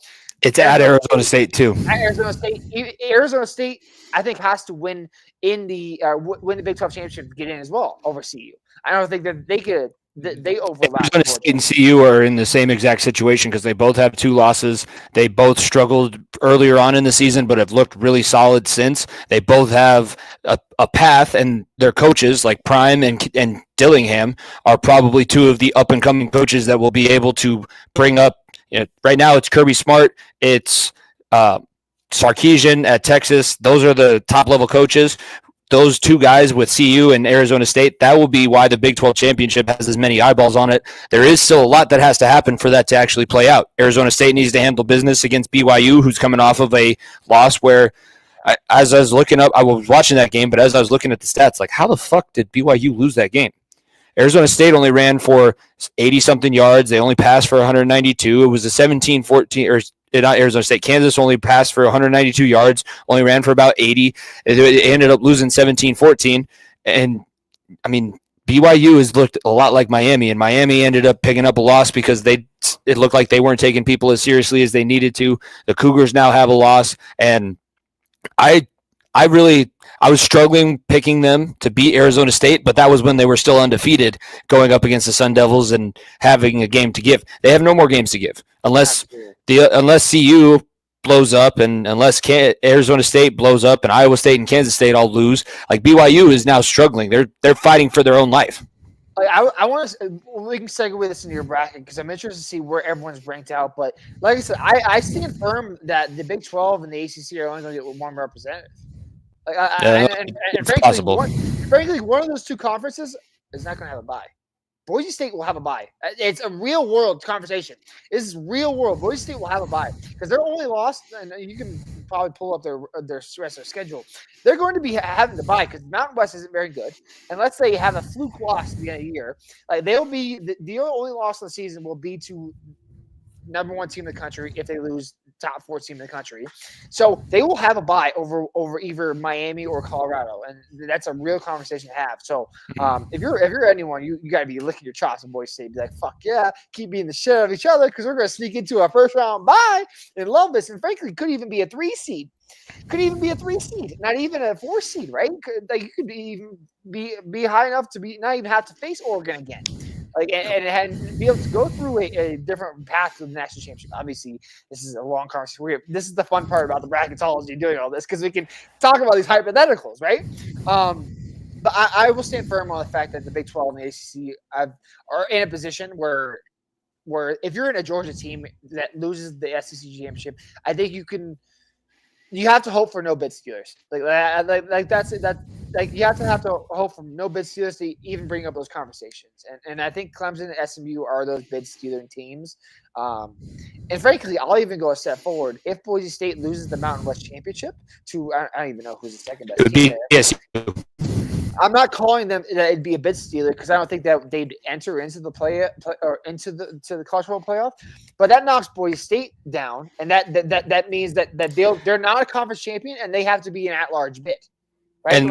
And Tulane is praying for that to happen because those are the top 2 teams in the American Conference, which would be the next highest Group of 5 champion with the way that everything's looking right now. Army has to handle business against Notre Dame, which Notre Dame beat the shit out of the other service academy that they've already played. I don't know why they get to play both of them because I feel like you should only get one service academy per season unless you're one of the other service academies. But Army is right there. Tulane is right there. There's a lot of schools. This is why it's as fun as it is right now because there's like 30 schools that still have the opportunity. They can still do these different hypothetical situations and say, oh, well, if this rolls this way and that rolls that way, we're in the tournament. If we get on the tournament, we get in the bracket, baby. Watch out. Yeah, no, that's not how this is going to work. Georgia's a 12 seed or an 11 seed. I wouldn't want to. Georgia's a 12 seed because last week that was the crazy part about my bracket. If we want to kind of revisit, and I'll get into some of my predictions for this week. But last week I had Alabama getting in as the 12 seed. That is a huge. If Alabama's the 12 seed, they still host because they would be the higher ranked team, so they still host the game against Boise. Boise would be the 5th conference champion, so they get in the bracket, but it would be in Tuscaloosa. They get to go from there, and then they're playing the 4 seed. They possibly would have the 1 seed on their side, but if you're Alabama and you win those 2 playoff games, you have a ton of momentum. You have Jalen Milroe, who's probably the best athlete in the entire country outside of Travis Hunter. That is huge. That's right now. If I'm the SEC team that's on the bubble, I would want to be the 12 seed because you're going to get some Group of 5 team first. You're going to get the 4th best conference champion in the next round. Like that is, I feel like the 12 seed is probably where you want to be. I feel like the seed that you don't want is the 9 seed because you're right there from hosting, and then you go from that matchup if you win to the number 1 seed in the entire playoffs, which is going to be Oregon at this point. The 5 and 12 seeds may be the most intriguing spots in this entire thing because like I said, we talked about that 4th spot very well could be Colorado. It very well could be Boise State. It could be Miami. Like it could be one. It could be one of those. Obviously, those group of players or group of teams. And if I'm a 5 seed, Penn State, fuck yeah. Or no. So theoretically, 5 seed Ohio State, because that's where they're currently ranked because they're the 2 team. If you're 5 seed Ohio State, you get to play Colorado in the second round. Oh my God, you're licking your chops, right? You're licking your chops. You're licking your chops, and you see past. Obviously, the 12 seed may be a tougher matchup because the teams that'll be at the back end of it. But if you can get past that game, the second round may be way easier. Maybe way easier because I love CU as much as the next guy. I love watching Travis Hunter, Shador, that anything. I would fear Quinshon Judkins and Tate Martell in Ohio State coming and playing CU in a bowl game. Okay, and I would give that spread would be probably -7.5 for Ohio State. Okay, Tate Martell is a name I haven't heard in a while. Not Tate Martell. Fucking. I got to think. Will Howard. Yeah, Will Howard. I was about to look it up. Tate Martell was the Ohio State guy. I don't know why I get those two mixed up. Bishop Gorman, legend. You know what I'm talking about. But yeah, I would not be. I would be worried if I was that 4 seed. That 4 seed may be the biggest death sentence possible because you do not want to face the next best non-conference champion. You do not want to face a hungry 12 seed that probably lost the conference championship, Big Ten championship, or SEC championship. So could be interesting. This is why wrestling and MMA and all the different sports where you go into brackets, because we understand it's not just enough to make the bracket. You also need to worry about where you're going to end up being seated. So as I'm looking at things right now, I have a hard time now saying that Georgia is not going to be in the SEC championship with what they were able to do to Tennessee. Carson Beck had his best game of the season from start to finish, was able to run, able to throw. Tennessee. Here's the thing about Tennessee. They will be good moving forward because Iamaleava is going to get more experience. He's not going to be a true freshman for the entire time that he's in college, but it's just too much for him right now, and that makes a lot of sense for an 18, 19-year-old kid to not be able to handle SEC football. So I think Georgia's going to be in the SEC championship against Texas, and with what we saw the last time those two teams met, if Carson Beck plays the way that he did against Tennessee, he doesn't go back to what he was at the beginning of the season, Georgia's your SEC champion. I think that they'll probably be the 3 seed because I think that they're going to have. I'd say 2 seed because if there's still 2 losses, I feel like there's going to be. It would depend. It would depend on how the Big 12 goes. If it's BYU with 1 loss, I think that maybe the committee's trying to use records a little bit more. Georgia's strength of schedule is insane. Georgia had the toughest draw of any SEC school. They had the worst SEC conference schedule. They had harder out-of-conference schedules like that. The neutral site against Clemson week 1. So Georgia's strength of schedule is something different. They probably do end up being the 2 seed if Oregon doesn't end up with a loss. Oregon is still going to be my pick for Big Ten champion. I think that they'll be playing. If Oregon loses to Ohio State, I even think that Georgia could be even the 1 seed. Even that's a good possibility. Ohio State, obviously, I don't know. That's a conversation. I think it's Oregon. Ohio State has the pathway to the 1 seed. I don't know if Ohio State's going to be able. If it's Ohio State and Georgia, I think that they would look at Georgia right now and say that they have the better case of being the 1 seed, but it's a toss-up. And SEC and Big Ten are going to probably try and help each other out more than anybody else in this entire thing because they want to. Indiana. Well, yeah, I still have faith in Indiana. I do still have faith in Indiana. I've never been sitting. Here's the thing: I've never said that they're going to win the Big Ten championship because I don't know if they're going to be able to beat Oregon. I do have faith. Well, I have more faith that they will be able to win. But what I've seen the last few weeks in college football, when it was so crazy the first few months of the season where everybody's getting upset and the schools that never win are doing something different, I still have a lot of faith. And when you think about it, Kirk Cignetti is one of the few people that at 50 years old walks away from a position coach position at Alabama, goes and is the Indiana University, Pennsylvania head coach in D2, wins D2 Coach of the Year, moves up to D1 AA, gets James Madison 2 or 3 undefeated seasons, a national championship at the FCS level, wins Coach of the Year there, very likely possibly going to be Coach of the Year in Division I this year with what he's been able to do with Indiana, a school that hasn't had more than 3 winning seasons since the 1980s. And this is what Indiana is able to do. This is the biggest moment in Indiana history for a long time, even counting basketball, because I haven't heard much about their basketball program ever since, it's been a long time since they've been a national power. They're one of the blue bloods. I do still have faith in Kirk Cignetti, but with what I'm trying to do right now, I'm trying to be smart at this point of the season. It's more likely for me to sit here and say Indiana's a one-loss team, loses to Ohio State, barely misses out on the Big Ten championship, and then is able to make their way into an at-large bid. I've been having fun, but I guess it's time for me to start I guess I should start taking this seriously. So I guess I'll say that Ohio State does have a really good chance of beating Indiana this weekend. I think that Indiana has a chance to win as well, and they might end up. How funny would it be if they punk Ohio State? How funny would that be? I don't think Indiana blows them out of the water. No, not blows them out, but I like punk them, like beat them by a touchdown. Because right now, if Indiana wins, people are thinking it's going to be by 3 points or less. I think that's a great assessment there. If I've already guessed, I don't think it's going to be the route by any means. I think if there's a route, I'd have to go with what history has told me, and that's Ohio State can do that to teams. Unfortunately, the Big Ten teams that are lesser off. And no offense to the Indiana team right now and Kirk Cignetti, but this is the team's a year away from losing by 30 points to Ohio State. Yeah, obviously, like we even talked about it with Prime last year. It's like there's still a lot of the same players on the team. Like it's not entirely turned over. There's still a lot of players that were in that game last year that got their ass kicked at home. I know Jeremy, love Jeremy to death, and he's passionate about Indiana sports. He would not show up to the fucking Indiana Ohio State games because there was no one there because the game was over before the first quarter ended. Okay, and Screw Cignetti has brought a lot of great energy. That team is flying around, playing great football and doing great things. But at the same time, it's a finding out who are you. Like it's a who are you type of game. The one thing I saw before we get into your bracket here that I thought was very interesting and I thought was an absolute asinine take and interesting. I can't remember her name who said this, but I believe it was Fox Sports or Big New Kickoff or whatever it was. They brought up the conversation of benching Indiana's starting quarterback. What's his name? Curtis Rourke. Curtis Rourke. They brought up that conversation because say in a weird world, like Curtis Rourke gets injured against Ohio State, and they went out still. This is the conversation we had last year, remember?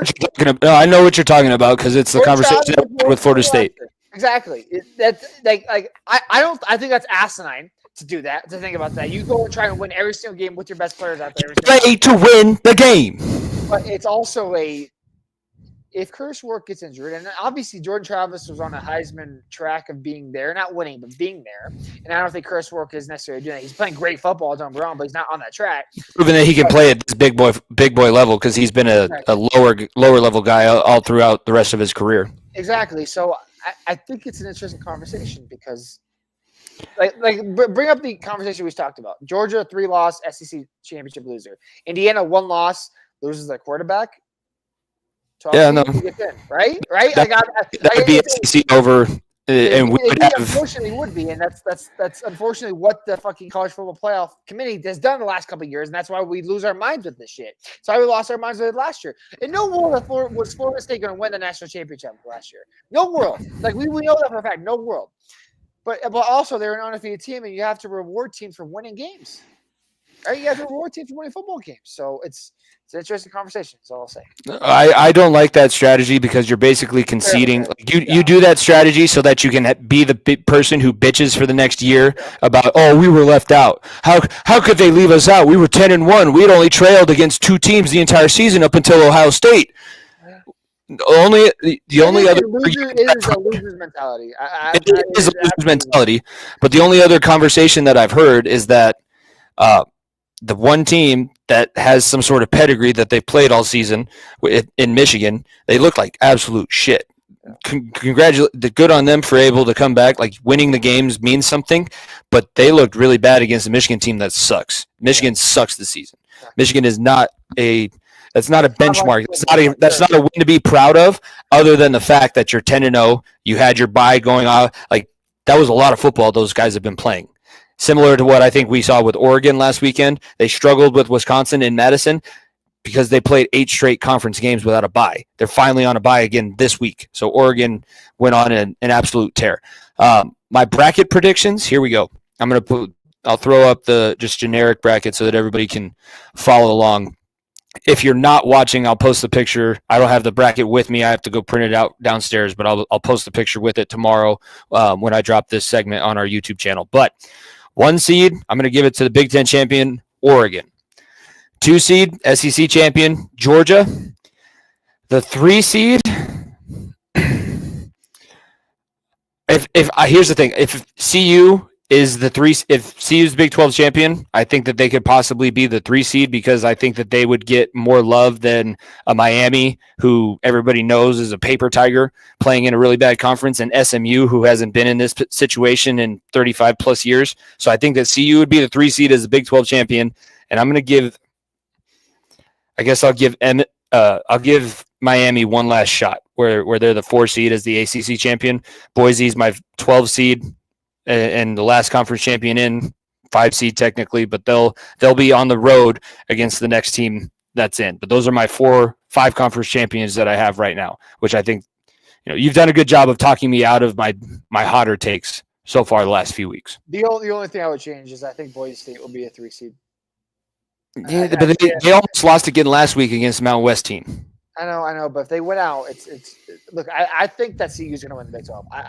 This is not even a joke. Like I think this is a real conversation that Dion and Travis Hunter and Shador Sander. That D line is legit. Warren Sapp is huge. Boy. They've done a great job. The defense is flying around. They're playing great football, beating teams they should beat. Obviously, Kansas this weekend they should demolish. 3-6 Kansas they should demolish. And then Utah at the end of the season should be tough because it's a rivalry game. But look, CU will, I think will win the Big 12 championship. And at this rate, I think Boise State right now, the way they're ranked, because I believe that the rankings that came out that Boise State did have a bye. I believe that's because they were the next highest one because I think Boise State is technically ranked higher than BYU right now. So I have a firm belief that Boise State will get a bye unless they lose. I will stand on that because I think that they will be. I think that CU is the next team though because I think Miami is the weird one in all this because if they went out and they have the ACC championship, I think that they're ranked higher than CU, so I think that they'll get that. But I do think that CU has a great opportunity. I think that Miami is very inconsistent and they're going to struggle. So I'll take – I agree. I think Oregon will win. I actually think Texas will get the rematch. I think it's very, very tough to beat a team twice.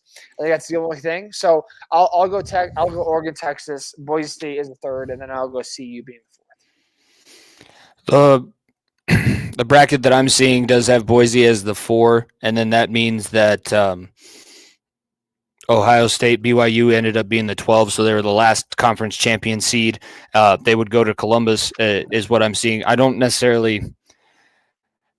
I see Ohio State. If they don't win the Big Ten championship, I think that they'll probably be a 6. I do think that they're going to host, but I see them hosting. Are they ranked above Penn State? They are currently ranked above Penn State. Big Ten championship. Well, that goes back to the conversation that we had about Georgia. I don't think that Penn State deserves to be because the only tough game that they had on their schedule this season was Ohio State, and they lost. Yeah. So I think that they would still be ranked higher than Penn State. I'd see Penn State right now is almost solidified as an 8 or 9 seed for me. I can't really pick which one that they're going to be, but they're going to be in that tough-ass first-round matchup, and then they're going to have to go get the number 1 seed. But look at their schedule. They never played Oregon. They never played Michigan. They only played Ohio State. They didn't play Indiana even. Yeah, they've gone through the easiest Big Ten schedule, obviously, of all teams. And they still aren't even undefeated. James Franklin still has that shoe hanging over the top of his head. I'll go Ohio State my 6. I will go Ole Miss my 7. Indiana will be my 8. Let's see. From there, to bring up that conversation real quick, is 1 loss Indiana to Ohio State Trump 1 loss Penn State to Ohio State? Because their resumes are pretty damn even. Yeah. They're pretty damn even. I guess you would have to consider, do you think Michigan is better than USC or do you think USC is better than Michigan? Because that's the only other really close game that those teams have had. Penn State struggled with USC on the road. Indiana struggled with Michigan on the road. I don't know which one you hold in more regard. I honestly don't even know that answer to that question, to be honest with you. So that's why we're talking about this. My 10 seed, I think that'll be another.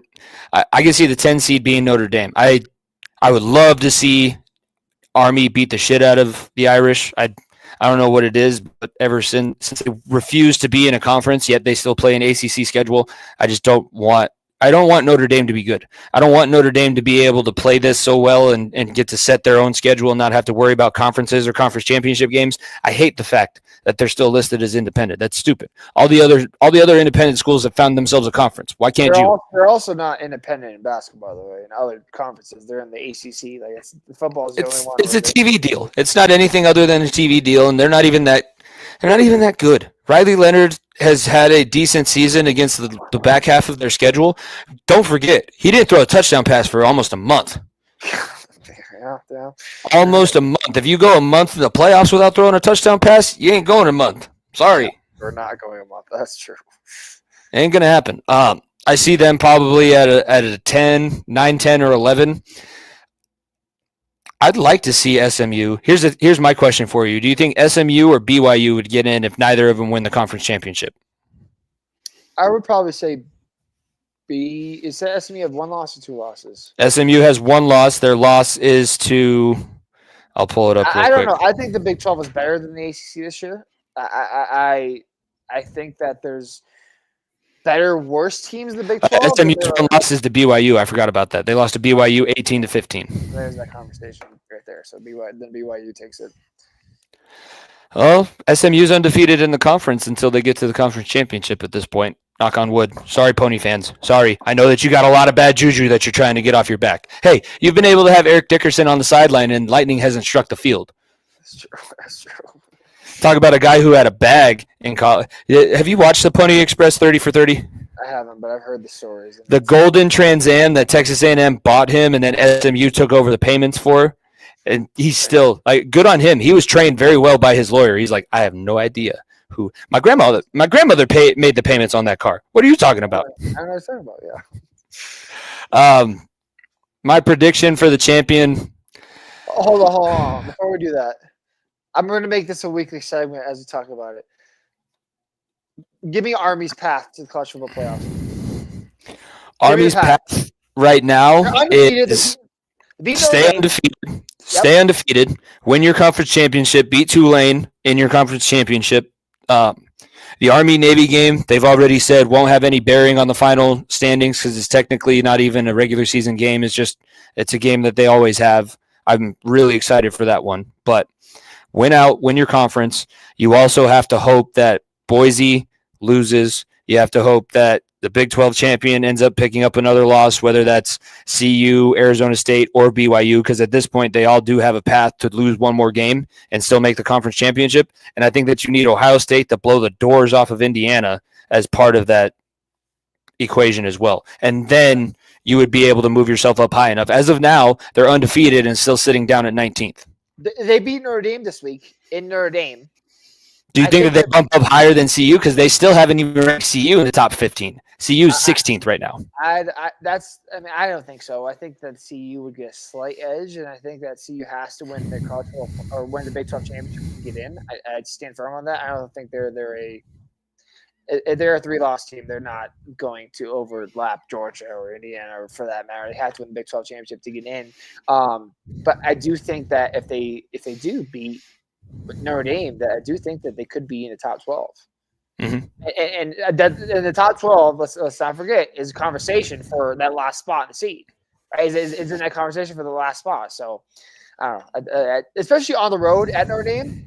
That could be a massive statement win. That kicks Notre Dame out. Then see you later. You're gone. You're not in the playoff, and that could open the door. Maybe not slam it open, but like creak the door open for a pathway. I think. I think the biggest thing for them is to handle your own business, and then also hope that Boise ends up blowing it at the end of the season. Because if they don't, then that will be your Group of 5 champion, and I don't know if Navy or Army can climb high enough to grab one of those last at-large bids.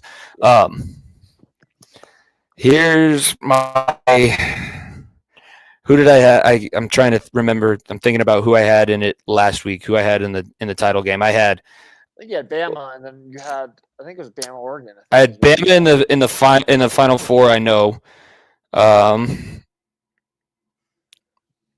I think that maybe I'm probably going to stick with the same one that I had last week. Maybe instead of Bama, I'll make it SEC Georgia versus Oregon in the national championship. And Dylan Gabriel, I would really like to see him finish one off. I like Dan Lanning too. I'm going to go see Gladiator before our games start, and that's partially because of what he's been doing with that team. As a coach, I love the finding ways to keep your guys motivated, because that's a slog of a season that they just went through. 8 straight conference games. Most teams don't even play 8 conference games in the entire schedule, let alone 8 conference games in a brand new conference where half the teams play in 2 different time zones away. Yeah, like it's wild. They just went out to the Eastern time zone in Wisconsin and beat them. And yeah, you can say what you want, but again, Dan Lanning took over the jump around, pissed Wisconsin off for that. Then they're still doing that live or die. And if you get in a close game against Oregon, you would love to have a 6-year college quarterback as your dude behind center. Who's going to rattle him? I don't think anybody. I don't think really anybody outside of Idaho. Nobody's really rattled Dylan Gabriel this season. You're not wrong. All right, let's talk about some NFL football. I'll throw up the games that we have on to pick on the screen here.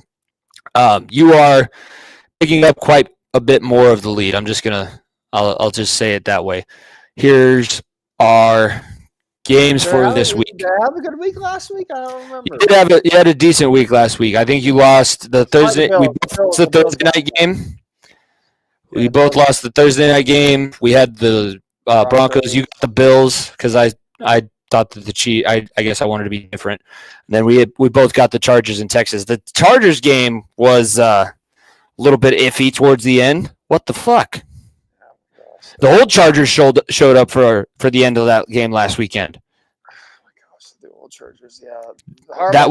That will come up later because that ended up being part of my bench warmer of the week. But our games this week, we're starting off Thursday Night Football, which is kicking off almost right as we speak. We have the Steelers taking on the Browns. Steelers are favored by 3.5. Over-under is 36.5. I do believe that it's still going to be Jameis Winston at quarterback for Cleveland.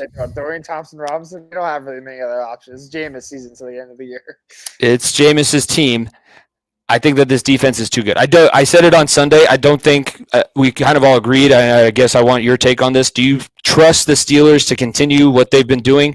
I know that they won last week, but that's a matchup that they've dominated. They dominate Lamar Jackson ever since he's been in the league. That's not necessarily that great of a win, but this is the Browns, and the Browns are just god-awful this year. I will say this. Defensively, absolutely. Absolutely. There's zero doubting defensively. The one thing that I will bring up is you talk about, I think it was 2021 when Cleveland went into Pittsburgh. What happens when that offense can't score more than a field goal, right? They didn't do a touchdown last week. Yes, you beat the Ravens, but that is an outlier in my opinion. Because what happens when your defense has a bad game in the playoffs? Your offense, needs to score more than 20 points? I still don't have that trust in them. They're going to do this against the Browns because the Browns suck, and they're a bad team. And 3.5, when I saw that, I literally went on my phone and live bet it as we were talking about it. But, the Steelers team, I am begging the Steelers to get the 2 seed and have us be the 7 seed. I am begging. Because frankly, I would prefer them over Buffalo. Absolutely. I'd prefer them over Kansas City if they somehow get knocked out of the bye. I prefer them over maybe the Texans over them, but either way, I'd prefer them over half of the teams. Okay, out there is all I'll say. But the Steelers, you can put lipstick on a fat pig all you want and make it look pretty. But when push comes to shove, what happened when Ben Roethlisberger was old and that offense was terrible, and Cleveland walked in there with a high-powered young quarterback and beat your ass because your defense was having a bad day, right? My thing is it's sustainable in the regular season because the Pittsburgh Steelers win regular season games like no one else. We know that. We've known that from the show that they cannot physically go under 500 in football. Yeah, they need 2 more wins to meet that benchmark again. Exactly, they physically cannot. So. I continue to worry because Russ had a horrible game last week, and it looked like the Russ that was in the Broncos last week, and they still figured out a way to win. And that's a kudos to them. But it's not a kudos to Russ. It's a kudos to their fucking defense. The defense won the defense stopped Lamar Jackson on a 2-point conversion from winning the game, right? Russell Wilson didn't. Like this Pittsburgh Steelers defense is still one of the best in football, if not the best in football. So they will win regular season games, but like I said, we're waiting for that Steelers defense to get exposed once. And if they do it during the playoffs, that's an early exit. It's an early exit. So you think it's better for them to have their defense struggle early and have to find a way to figure that out? Absolutely. I think they need to have some down games where the offense tries to win them a game. I think they need that. I think if I'm a Pittsburgh Steelers fan, I'm hoping that the offense wins us a football game, maybe 1 or 2 the rest of the way.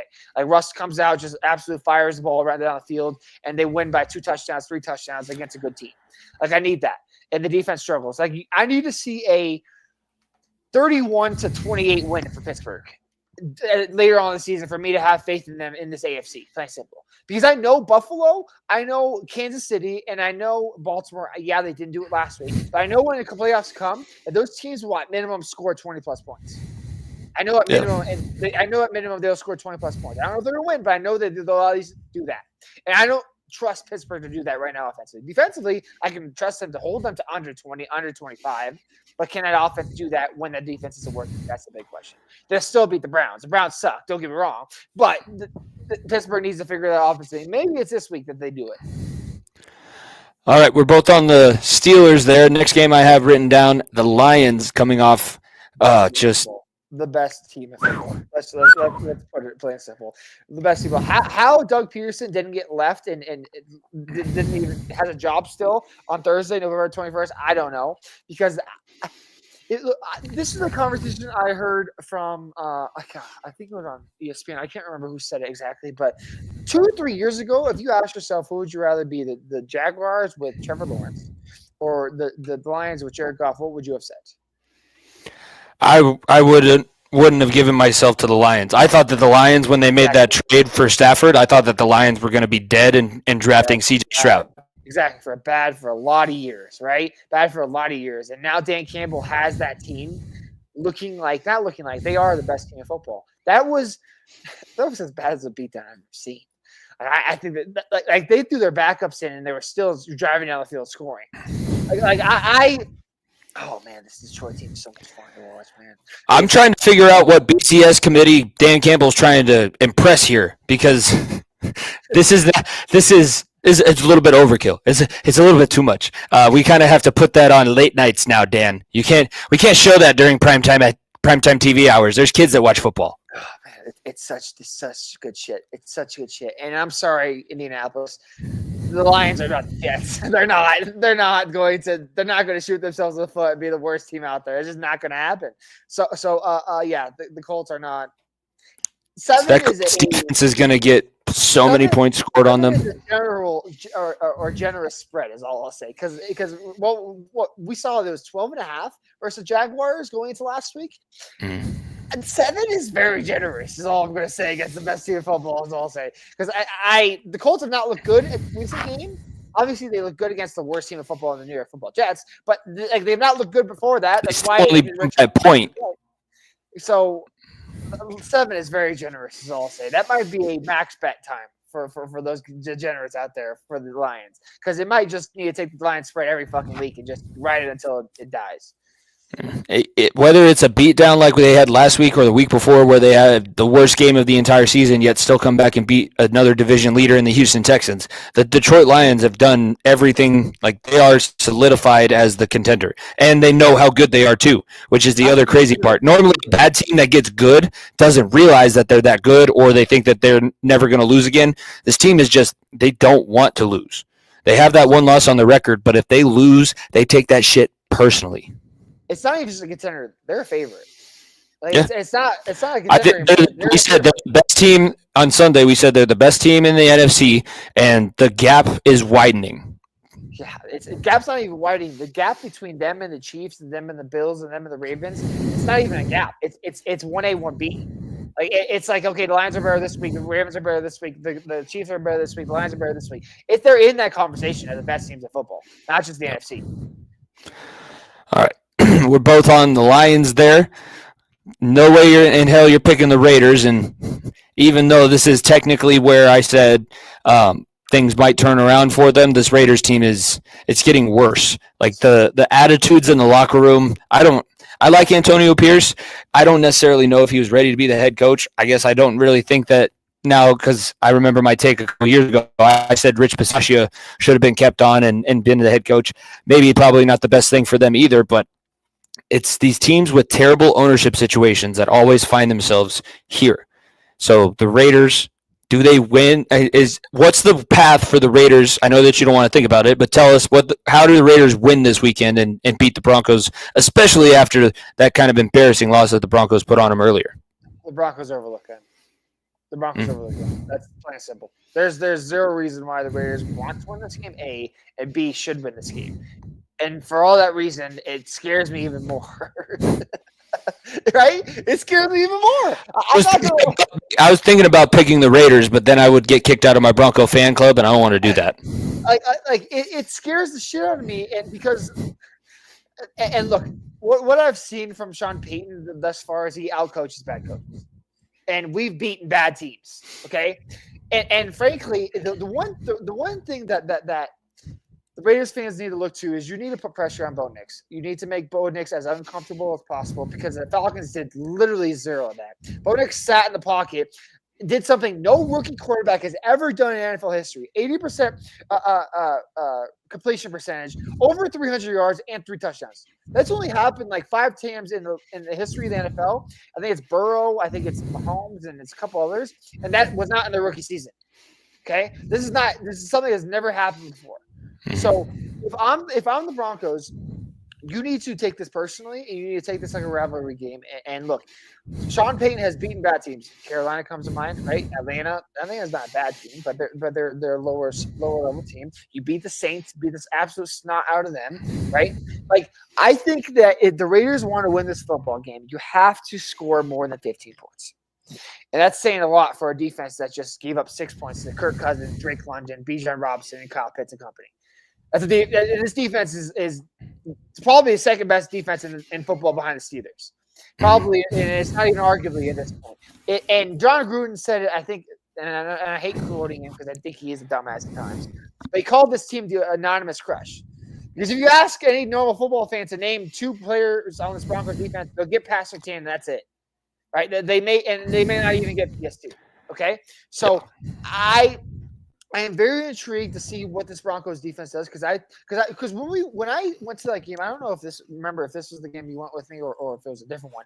But I remember specifically watching that Raiders game and being at that game and being like, we should beat this team by 30. We should beat this team by 30. We should absolutely run up and down the scoreboard on this team. This defense should do nothing. And let's not forget the 100 or 90 or 100, was it 100 yards? 101-yard pick six that Pastor Tan completely turned the game around. We were down 10-0 in that game. Because we turned the ball over, made dumb mistakes offensively. The Raiders need to cause turnovers and force this defense to play on its heels, and then they have a real shot at this. I am not calling this a confident win, okay? Because I've watched this Broncos team for the last 8 years, and I need to gain that trust again. Because it's still the fucking Raiders. And the Raiders were coming off of a long winning streak. And this would be the first team that Sean Payton has swept since he's the head coach of the Denver Broncos. 2-season sample size. But when's the last time that the Broncos can say they've swept anybody in their division? I honestly don't. I think it's maybe the Chargers, like before Herbert. That might be the only one. But it's like I said, it's been a very, very long time. I'm looking it up right now, but I'm glad that we're both, we're both smart Bronco fans on that front. We're never going to pick the Raiders. I want this team to blow this team out of the water. I want this to be an absolute massacre and demolish this team. But I also, like I said, I am a realistic Broncos fan, and I know you are too. And we're precautious because we know what this team does. But I expect, but what Sean Payton has showed, that he will outcoach the other side, guaranteed. Nearly every single game. The only team he was outcoached by was fucking Andy Reid because of special teams, and we should have won that game. Like, you were coming off a loss that you frankly should have won, obviously, and then a blowout win against a team that probably will make the playoffs in the NFC because of how poor the NFC is. Like, it's an important win because not to look over them. Like I said, you just came off of 3 opponents that will all be in the playoffs. Obviously, Falcons, who knows, but then more than likely will be in the playoff race. And now you have a game against one of the worst teams in the league, and all eyes are set on A, drafting Shador, and B, getting Dion to be their head coach next year. Okay? So let's put the put the pedal to the floor and run this team over and get out of it with a nice, easy win. And I'm worried that it won't be that, but I would love to see that this team take that next step.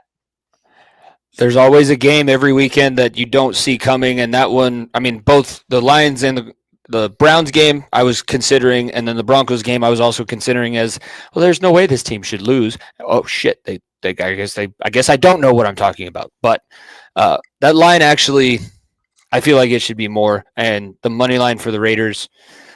Hey, I'm glad that all the Broncos fans are going to get to go have a trip in Vegas, especially because it's Thanksgiving week, the week after. So maybe you took a couple of days off of work. You get to stay out there a few days. That is still one of the stadiums that I need to visit. I've seen it from the outside. I want to go in and see something. I plan on not watching a Raiders game, but watching WrestleMania. That's all I'm going to say, because I don't ever want to watch a fucking Raiders home game. Fuck that. Absolutely not. I'll go there for a different event.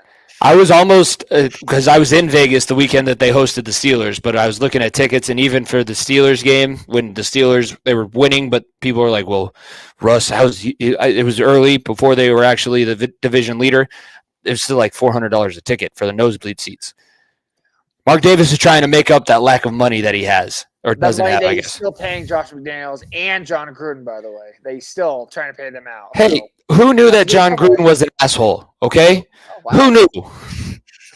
Who knew that he had all of these incriminating emails and that he's an old enough man that he forgets how to clear his history? Come on. Wild. All right, next game is the first game that we're split on, so let's talk about why. I picked the 49ers. You picked the Packers. You have faith in the Packers after what they did last week? I don't. I really don't, but I have less faith in the 49ers. I'll be honest with you. The Packers find ways to win ugly football games, right? The 49ers almost kicked themselves out of that. Let's not forget. It literally missed, 3 field goals, 4 field goals. Deebo Samuel was cussing out the long snapper. The holder was getting into it with the coaching staff. I mean, what's a worse time to be a 49ers fan right now, right? It could not be worse. And the Packers team is the one thing that I know is LaFleur loves playing the Packers or loves playing the 49ers. Like that McVay coaching tree where they're all, or not McVay, but that Shanahan coaching tree where they're all coached together in Washington and have a lot of history with one another. And I think that he is looking at very, very excited at an opportunity to step up and be Shanahan, especially at home, where I don't know what the weather is right now, but I saw pictures of Green Bay today, and I know that it's blizzard. It's a blizzard. I don't know what's going to be Sunday. It could be different. But you know that there's snow on the ground over there, and that little prissy San Francisco 49ers fans and their team could struggle in the snow. And if you struggled in Tampa Bay kicking field goals, what do you think it's going to be like when the hands are a little colder and you're holding the ball and you're trying to kick field goals in 30-degree weather in Green Bay? So I'm going to say. And look, I like this 49ers team. I like CMC. I like Deebo. I like George Kittle. I like the juice check. But, I don't know. The Packers find ways to win other games. They really do. They had no right to win that football game last week. They had no fucking right to win that. No, but they pulled the Kansas City Chiefs. Here's my reasoning is, what did the Chiefs do afterwards? And they went on – the Chiefs went on the road, but I just – you can't get that close. Jordan Love has not looked the same ever since he came back from his injury. Jordan Love, that first weekend against the Eagles, kind of looked like he might be taking that next step, and the Packers figured shit out, and they go from Favre to Rodgers to Love and don't have to worry about their quarterback situation. I don't know who this Packers defense is going to have to stop CMC in the running game. You have Jair Alexander, but you still have to be able to cover Deebo and Juwan Jennings. Nobody knows how shitty Deebo's been this season than me, trust me, because I've had to rely on him for fantasy since CMC's been out. But it's not a sure thing. I'm not necessarily super confident. One of the reasons I picked this game. But if the 49ers are going to do something, if I'm going to have to exist with Brian Johnson for the next however long we're going to be doing Talking the Gridiron, I need them to win this week. Please, for the love of God. This is a do or die game. I'll say it that way because the Cardinals keep winning, right? Yeah. There's a 3-way tie for second place. You lose games at this point in the season, you're going to be becoming the last place team in that division. I'm serious. That's not even a faux conversation. That's a real conversation. 49ers could be steering last place in the division if they don't win this week. Mm-hmm. So it's now or never if you're San Francisco. And I saw another thing that I thought was very interesting because we have a lot of friends that are 49ers fans and people that we have talked with and over the years. If they dare fire Kyle Shanahan, that will be the dumbest mistake this team has ever made. That man will have a job quicker than you could say tomato. Like, he will have a job so damn fast. It'll be laughable because, like I said, that man has turned a 7th round pick into a Pro Bowl level player. Maybe not my best quarterback, but Pro Bowl level player. He has turned an offense around and he has used weapons galore. Ayuk and Deebo Samuel were 3rd round picks, 4th round picks, not top picks in the draft. George Kittle was a 6th round pick. Mm-hmm. Obviously, the only top draft pick that they have is Christian McCaffrey, who they acquired via trade. Like, he has built that team up perfectly to build like that. So I am begging the 49ers to fire him because that will put you into fucking NFL purgatory for the next 10 years. I guarantee it. I'll say right now, I guarantee it because your team's not getting healthier. Basically, you should have gotten younger after you lost the second Super Bowl, not try to get older to when you lost to the Chiefs. So, look, 49ers fans, you better hope that this team can start piling wins together with this team getting healthy because you're facing a situation where you may not be in the playoffs. Like, that's weird saying that, but there's a situation where that could fall into your hands if you lose these games. Also, if you're somebody that's interested in putting money on this game, be paying attention to the 49ers injury report because the one that they've released so far has no clarification on whether or not Bosa is going to play. But that's what I said over the weekend on Sunday. That was when that game flipped. 49ers had a lead, and they were able to get the lead back. But when Bosa went down, hey, look, Geno Smith, game-winning touchdown scramble, not getting pressured, able to throw balls over the DB's heads to DK Metcalf. By the way, what is that quarterback doing on San Francisco? That 30-yard bomb that DK caught on the sideline? Why are you stopping and jumping? You can't fly. Nobody can fly here. How about you go cover your receiver? Nobody's supposed to be behind you. It's wild. It's wild. The San Francisco defense does have a lot of holes. It's because of health issue. The guys not being healthy, but they have a lot of holes that they have not been able to patch up. Yep. All right. Next game also features an NFC West team. Sunday Night Football this weekend is the Eagles going to Los Angeles to take on the Rams. Back-to-back weeks that Sunday Night Football is at SoFi Stadium. I guess first question I'll ask, because we will get to this team next, but since when do the Chargers have fans? Because as I was watching that game last weekend, it was loud. It was pretty loud when the Bengals were on offense. Weirdly enough, I do know 3 people who are Chargers fans. It's more than I've known my entire life. So it's over the years they've I guess accumulated or come out of the woodwork. So I guess congratulations. Give them a round of applause for that.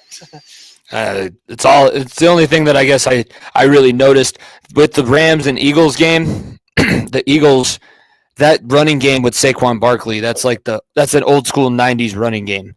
The toss and the touchdown at the end of last week, the handoff down the sideline. The offensive line for the Eagles is still really good, and they're starting to solidify themselves.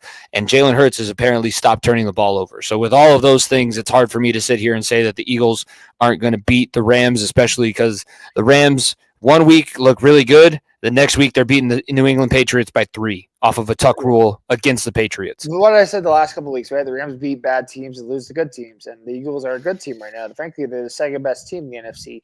I hype up Lamar Jackson and Derrick Henry as a great running duo. Jalen Hurts and Saquon Barkley have a conversation for that too. Like, they do a fantastic job getting the ball to the playmakers, and their defense with not one cracker back, but 2 cracker backs out there, and Cooper DeJean and Cooper DeJean is not a safety.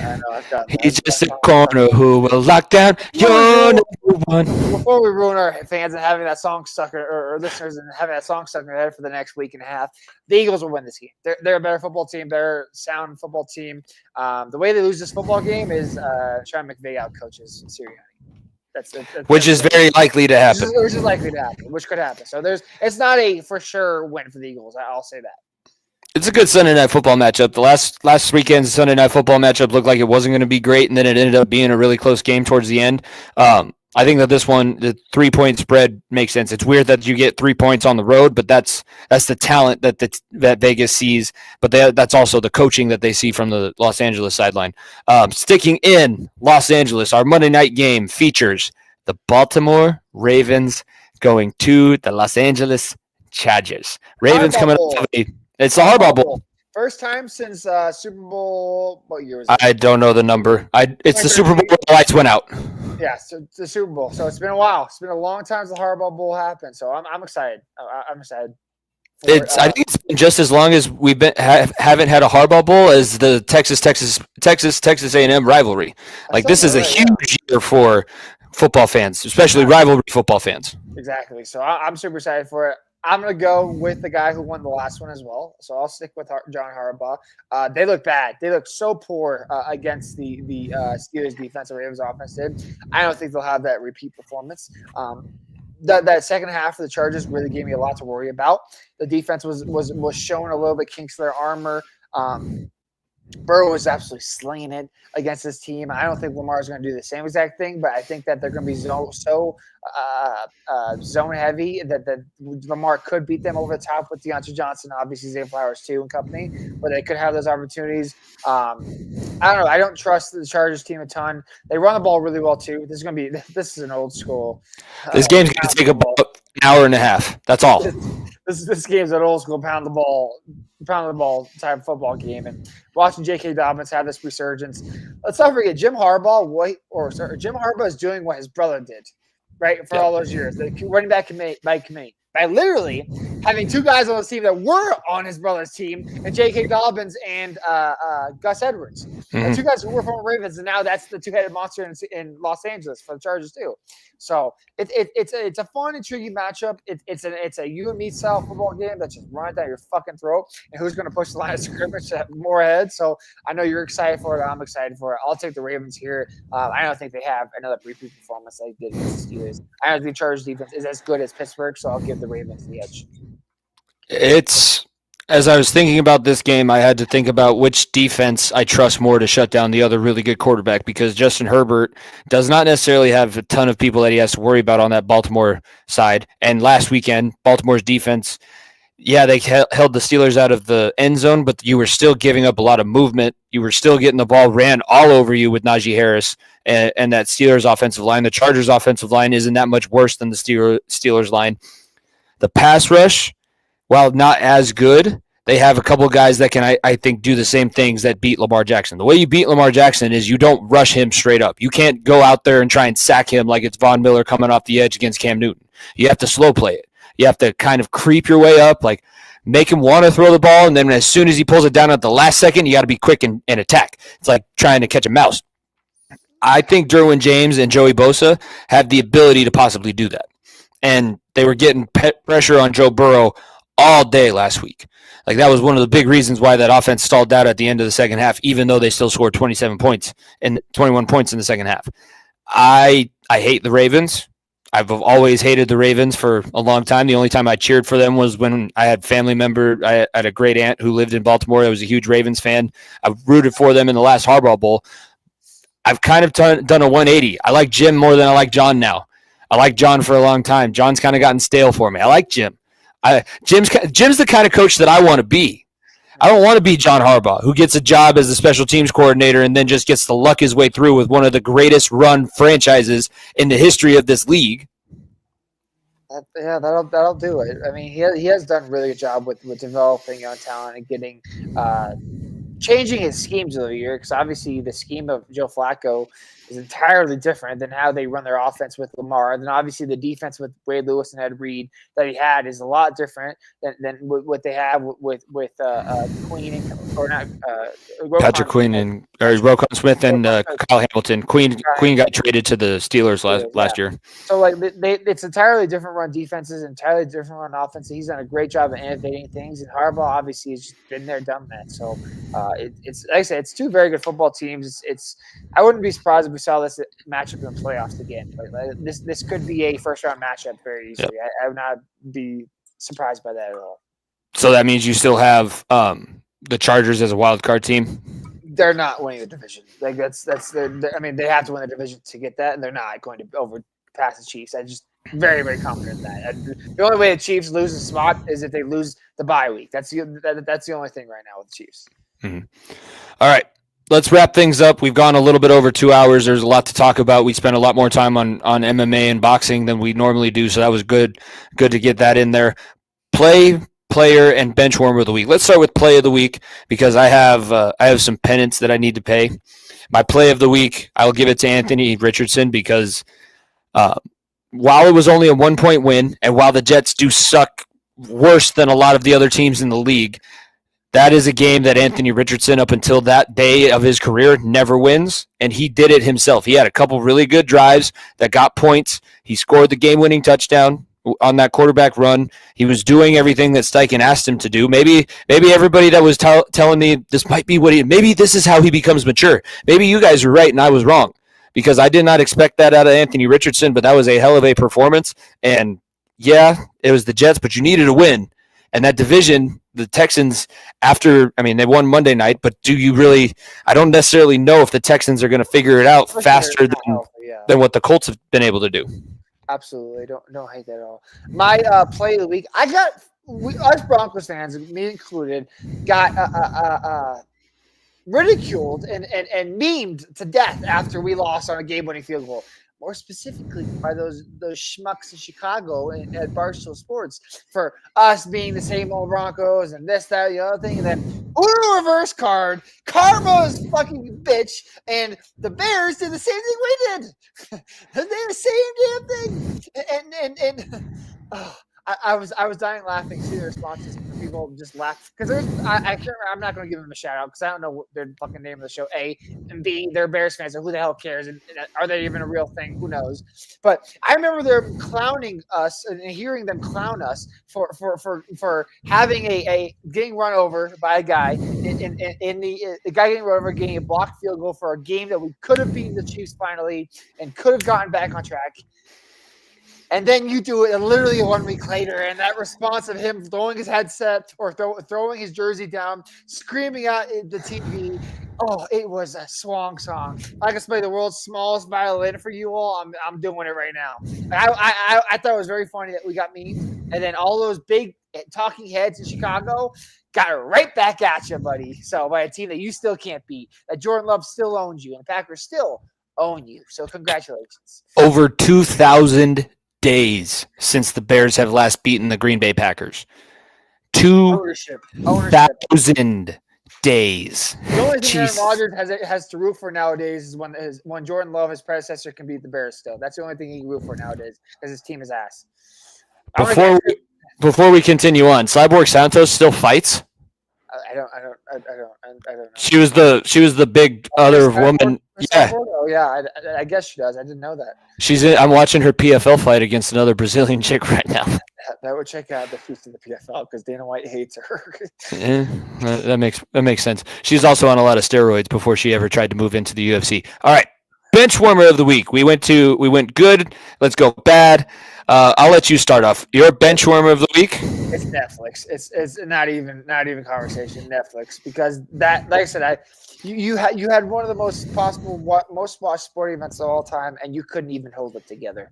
Those and this apparently I didn't watch this, but the Love Is Blind premiere show or whatever or live show that they did for the first time also had the same problems. Apparently they're really, really struggling with these live shows on Netflix. And this is going to impact other things in our lives, Jimmy. Yeah. I watched it. I don't watch the roast because I watched the roast, but I guess I didn't watch it live. I didn't hear a lot about the roast going out live, and that had a ton of viewers. Maybe that was fine. Maybe it was just a live sporting event that they really, really struggled with. But as a person that keeps up with WWE Raw and everything that's going on in that world, and that is where it will be in 2024, 2025. I know, put the ones in the air. In 2025, like, it worries me. Like, don't get me wrong. Will Monday Night Raw ever accumulate over fucking 5 million live followers? No. Well, keep talking. I'm going to look up and see what their average viewership is. It's been a very long time since 5 million. No, it wasn't even 5 million. It was like over 5 million. How many active people did they have? Oh, it was 108 million for Jake Paul. I guarantee you they will never get that, okay? That's a ridiculous number, but they average 2.3 million viewers a week right now. Exactly. So they will not get that high. So I'm hoping that it's better, that it won't crash the servers and that much. But like I said at the beginning of the show, there's a Christmas Day football game on. And I don't think the Christmas Day game will get 108 million, because most people do obviously spend time with their families and try to get away from football. But it definitely will be 40 to 50, right? Like 40 to 50 million viewers, because it's a standalone game. 30 million on average. It's a standalone football game. And it's a third of that, and I swear to God, if they don't figure us out for the NFL on Christmas Day, I'm really pissed. Like I said, you'll be joining me with watching basketball. That's where we're going to be at, because it could be an absolute travesty if they don't figure us out. Because, like I said, you ruined a great boxing fight in the Serrano-Taylor fight. You ruined, a lot of people didn't watch that, including myself, and it was a great fight. Instead, I had a buffering screen. I had to watch Antonio Brown's live stream on X to keep up with the Mike Tyson fight. Okay, so congratulations, Netflix. Luckily I didn't have to pay for that shit. Luckily it was free, so I'm not that mad. I'm mad, but I'm not that mad, because, like I said, frankly, once that buffering started happening while I was watching those fights, I literally turned on a basketball game and waited until the Tyson fight came up, and waited until I tried to tune into the Serrano part. That's when I started buffering again. I waited again, but just figure it out. I'm not asking for much. If you can't do the live sports, just stop. Just say it. Can't do it. Sorry, can't do it. Netflix has built such a great empire with its shows and its limited shows and everything. You don't necessarily need live shows. It's not it doesn't hurt you, but you don't need it. And if you especially can't figure this shit out, don't do it. Just don't. Well, I think that they're trying to be ahead of the curve, but they're not ahead of the curve, because if they were ahead of the curve, we wouldn't be sitting there thinking, exactly. Why didn't they go to Amazon Prime or Peacock that have been streaming NFL games for the last 3 years? Hulu's done it. Peacock's done it. Paramount has done CBS. I mean, you could go. You're like the last one to do it, and you're struggling this much. What are we doing? Yeah. It's crazy that they didn't take all that time that they've waited to figure it out, but hopefully it's figured out by the 25th. My bench warmer of the week is my former self, because it came out on Talking the Gridiron. I'm in an abusive relationship with the Cincinnati Bengals, because I have a new awesome, the Broncos are a great girl. They came along at the right time. They're pretty. They treat me well. We fight sometimes, but it always gets worked out. But the Bengals are still really fucking hot. She's really pretty, and she's still giving me a little attention, giving me that little bit of, hey, if we ever figure it out, I just wish our timing could be better. Yeah, me too. Mark Chase are getting you 50 fantasy points every single week. Oh, come back, Jimmy. And they're and then they no, and then I stayed up the entire time to watch the comeback, and then as soon as they tied it, they stopped scoring. Hey, the year is 2024, and you have to score to win football games. It's a brand new development, Zach Taylor, but you have to score to win football games. I don't want to talk about. I guess he's the new person that we can't name on this show. I don't want to talk about him until he's no longer on the sideline for that team.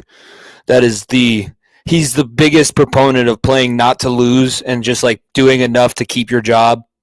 That's what all the Bengals coaches are, because they know that Mike Brown won't ever spend any money. That's why I can't even get happy when you text me, hey, maybe Ben Johnson for the Bengals. No, I'm going to have somebody's going to have Mike Brown no longer be involved with the team for Ben Johnson to even have a shot. I don't even know if he'd want to interview for the Bengals right now, because he doesn't want to walk up a hill to practice every day. But you'd have to get rid of Mike Brown to even have a shot of an interview of Ben Johnson. Who's worse? And I'll put these three up there because there's three teams and franchises that we kind of talk about or don't really talk about, but talk about. Who's worse? Woody Johnson, Mike Brown, or the Rockies ownership?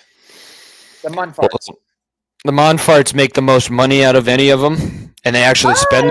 I think the Jets spend the most money out of any of them too. I don't know. I think the Jets probably would oversee that and make more money. I would say the Jets are probably more profitable than they are. Can we put the Hallases in there? Because the Hallas family also deserves to be in this conversation. I don't know who they own. They own the Chicago Bears. Okay. Well, the Chicago Bears have been on an off cycle of firing their GM and head coach for the last 15 years since Lovie Smith. I'll let you after the showdown. I want you to put the poll out because I want to see on our X to see who people think about that and what people think, because I think most of the conversation will be Woody Johnson as how poorly run that ship definitely terrible. Definitely terrible. The Monfarts and Browns and Hallis have a conversation for that. They're in the conversation. Yeah, no, the Monfarts, like I said, it's hard to say that you're a bad owner when you still get 100,000 people to come out to your stadium every single weekend, knowing that that's not for your own team. Like, I guess we have to decide what counts as a good owner. Is it team success, or is it making enough money and making sure the brand is and people like going to the stadium? Because here's the thing, I don't even think people like going to Jets games anymore. I mean, they go because it's the history of the Jets, but they don't want to go to MetLife. Nobody wants to go from Manhattan to Jersey. Except that unless if your name is Anthony Soprano, you don't want to go to fucking New Jersey, all right? Nobody lives. Everything is legal in New Jersey for a reason. That way they can entice some people to live there. By the way, speaking of New Jersey teams, and I'll say this quickly, but us Paisanos are back, baby. Tommy fucking DeVito is back. Thomas in football right now, but yeah, he's fucking back, baby. Shout out Denver Bronco legend Drew Lock for getting overpassed as the number 2 quarterback, and Tommy DeVito saying, "Fuck it, we're all about the fucking moolah, baby." Oh, this is a tanking move for sure, and it's also, you know what the other reason is? Drew Lock did a smart thing and worked his contract out to be paid based mostly on incentives, and the Giants are like, oh, well, we don't want to win games, and we don't want to pay you more money than we already assigned you to. So, hey, who's that Dago kid that we got in the back? Hey, Tommy, Tommy D. You got a cutlet on the field for you. All I'm saying is not to look ahead, but we have an NFL pick'em game that I don't know if we even want to pick, but it's a standalone football game on Thanksgiving, or it'll be Cooper. Actually, it'll be Trey Lance versus Tommy DeVito, because Trey Lance is getting to start this week. Like that's where we're at. That's what. Why can't we flex out Cowboys and Giants on fucking Thanksgiving? I get tradition, this, that, the other thing. Because Jerry Jones would pull any money and any funding from Roger Goodell's pocket. That is the reason why you will never see a Cowboys game flexed. I guess you're not wrong. Jerry Jones tried to murder people outside of his. They flex Aaron Rodgers out of prime time already, so why can't they do that? Because, by the way, that Bengals-Chargers game last week was supposed to be Colts versus Jets. Let's not forget, that was the first flex of the season. And thank the Lord that we didn't have to fucking sit there and watch Colts-Jets on Sunday Night Football. At least the Chargers-Bengals were a little bit intriguing. That game was not intriguing. Frankly, that is your spend time, go play some board games with family. We'll talk about all this next week, Thanksgiving stuff. But spend some time with family. Don't worry. If you want to see little Tommy D go to fucking work, then do it. But it ain't gonna be something worth watching. It's not gonna be worth watching, but I'm going to an Italian Thanksgiving, so I think that it might be on my TV screen. Conversation. It might be, it might be a little gabagoo here and there. You know he needs to bring the ceviche and the gabagoo, and he's gonna eat some pasta fagioli as well on the sideline because it's gonna be cold for Thanksgiving. Is he? I think that he fired his agent. That's definitely hooked up with the mafia. I don't know. I thought he was still around. I think that he fired him. If he didn't, then that's a bad thing. I think this is the worst part about this thing is that the Costco guys are going to become even more famous. Oh my god! They're AEW now too. Now we're getting really off sidetrack. But yeah, it's Tommy DeVito is better than those people. I want no Tommy D slander on the show. None of it. He's not better. Trust me. He's not a good quarterback, but he's just fun because he great the same lineage as we do. Tommy DeVito is the personal embodiment of the Italian military. Just good enough to get ourselves in really fucked up situations. And really exciting to watch. And what are they going to do next? Oh, look. One of the soldiers are falling down the Alps. All right. We're going to sidetrack. Yeah, we gotta wrap this thing up because I'm probably going to get yelled at for yelling in the hotel room, and we've already gone over 2.5 hours with this show. So, episode 207, lot that we talked about. Be sure to check out the replay, listen to the audio version if you haven't, if you missed any parts of the show. It was really solid. We had a lot of fun with this one. Before we wrap up, we will be doing a show before Thanksgiving happens. I'll be back in Colorado for that, but we're not going to be live on Thanksgiving. No, we won't be live on Thanksgiving, but we'll get one done, and it'll be there if you have to work on Friday, or on Black Friday, or if you have a little bit of downtime during the day. Before, not necessarily talking about that because we'll save that for that episode, but just like I've been telling all my students this because obviously I don't get to see them before we go on Thanksgiving break, so I've been telling them happy Thanksgiving. Tell your family that you love them, keep them in your thoughts. Like, remember what you're thankful for, because that is obviously what this part of the year is about. And not to get into too much, I'm not going to get into any detail, but just keep, if you believe whatever you believe in positive energy or prayer or anything like that, I would ask that you keep my family in your thoughts. Just we got a little bit of a challenge, a little bit of adversity to overcome. That's the way that we're all looking at it. It's not necessarily the worst case scenario, which we learned today, but it is not a fun thing and not something that anybody ever wants to go through. So if you do believe in something, please keep my family at the forefront of your mind. I know that we talked about Nico. Nico's got situations that we need to be thinking about him too. I think this is a good chance to just remind everybody that it doesn't have to be a divided country. Whether you agree with everyone, whether you're friends with everyone, you can always be a positive person and a positive influence, because you never know what anybody else is going through at that time. And it's not worth being a dick just to be a dick. Absolutely. And I'll echo that. It's like Jimmy and I have supported each other through shitty times, through great times, and that's an important thing. And as a country, as a world, no matter what the hell's going on, it's important to, no pun intended, to use one of our brands is find the good in people, find the good in the world, be there for help. Mental health matters, and being strong for each other, and being happy and being positive during the happy times, and being there for each other when it's not so good times. Because like I said, life's way too short to not have a positive attitude, and yes, we'll get knocked down, but to always get right back up. And so, like I said, that's Thanksgiving time is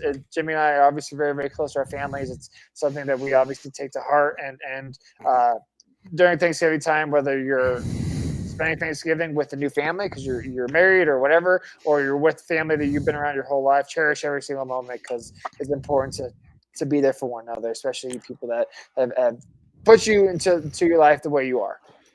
The only thing constant in life is change, and we'll be doing more stuff with the Find the Good brand. I'll be doing more research, and we'll be putting that stuff out. But it is, I can't express this enough. It's helped me this entire year, this school year, because at the end of last school year I had a situation where I had my first student that I taught end up passing away from terrible circumstances, and it was a dark cloud that hung over for a while. But it was, change is constant. Deal with the change, but don't let it change you, I guess is the best way that I can put that, and be positive, be a good person, be one of those good people that other people find in the world. Absolutely. All right. For myself, Jimmy Pilato, my co-host, Nico Bryant, episode 207 of the Far End of the Bench podcast. Thank you guys very much for tuning in. Enjoy the rest of your week. We will see you guys next time. Peace. If you don't stay down and you never quit, come on over here and sit on the far end of the bench.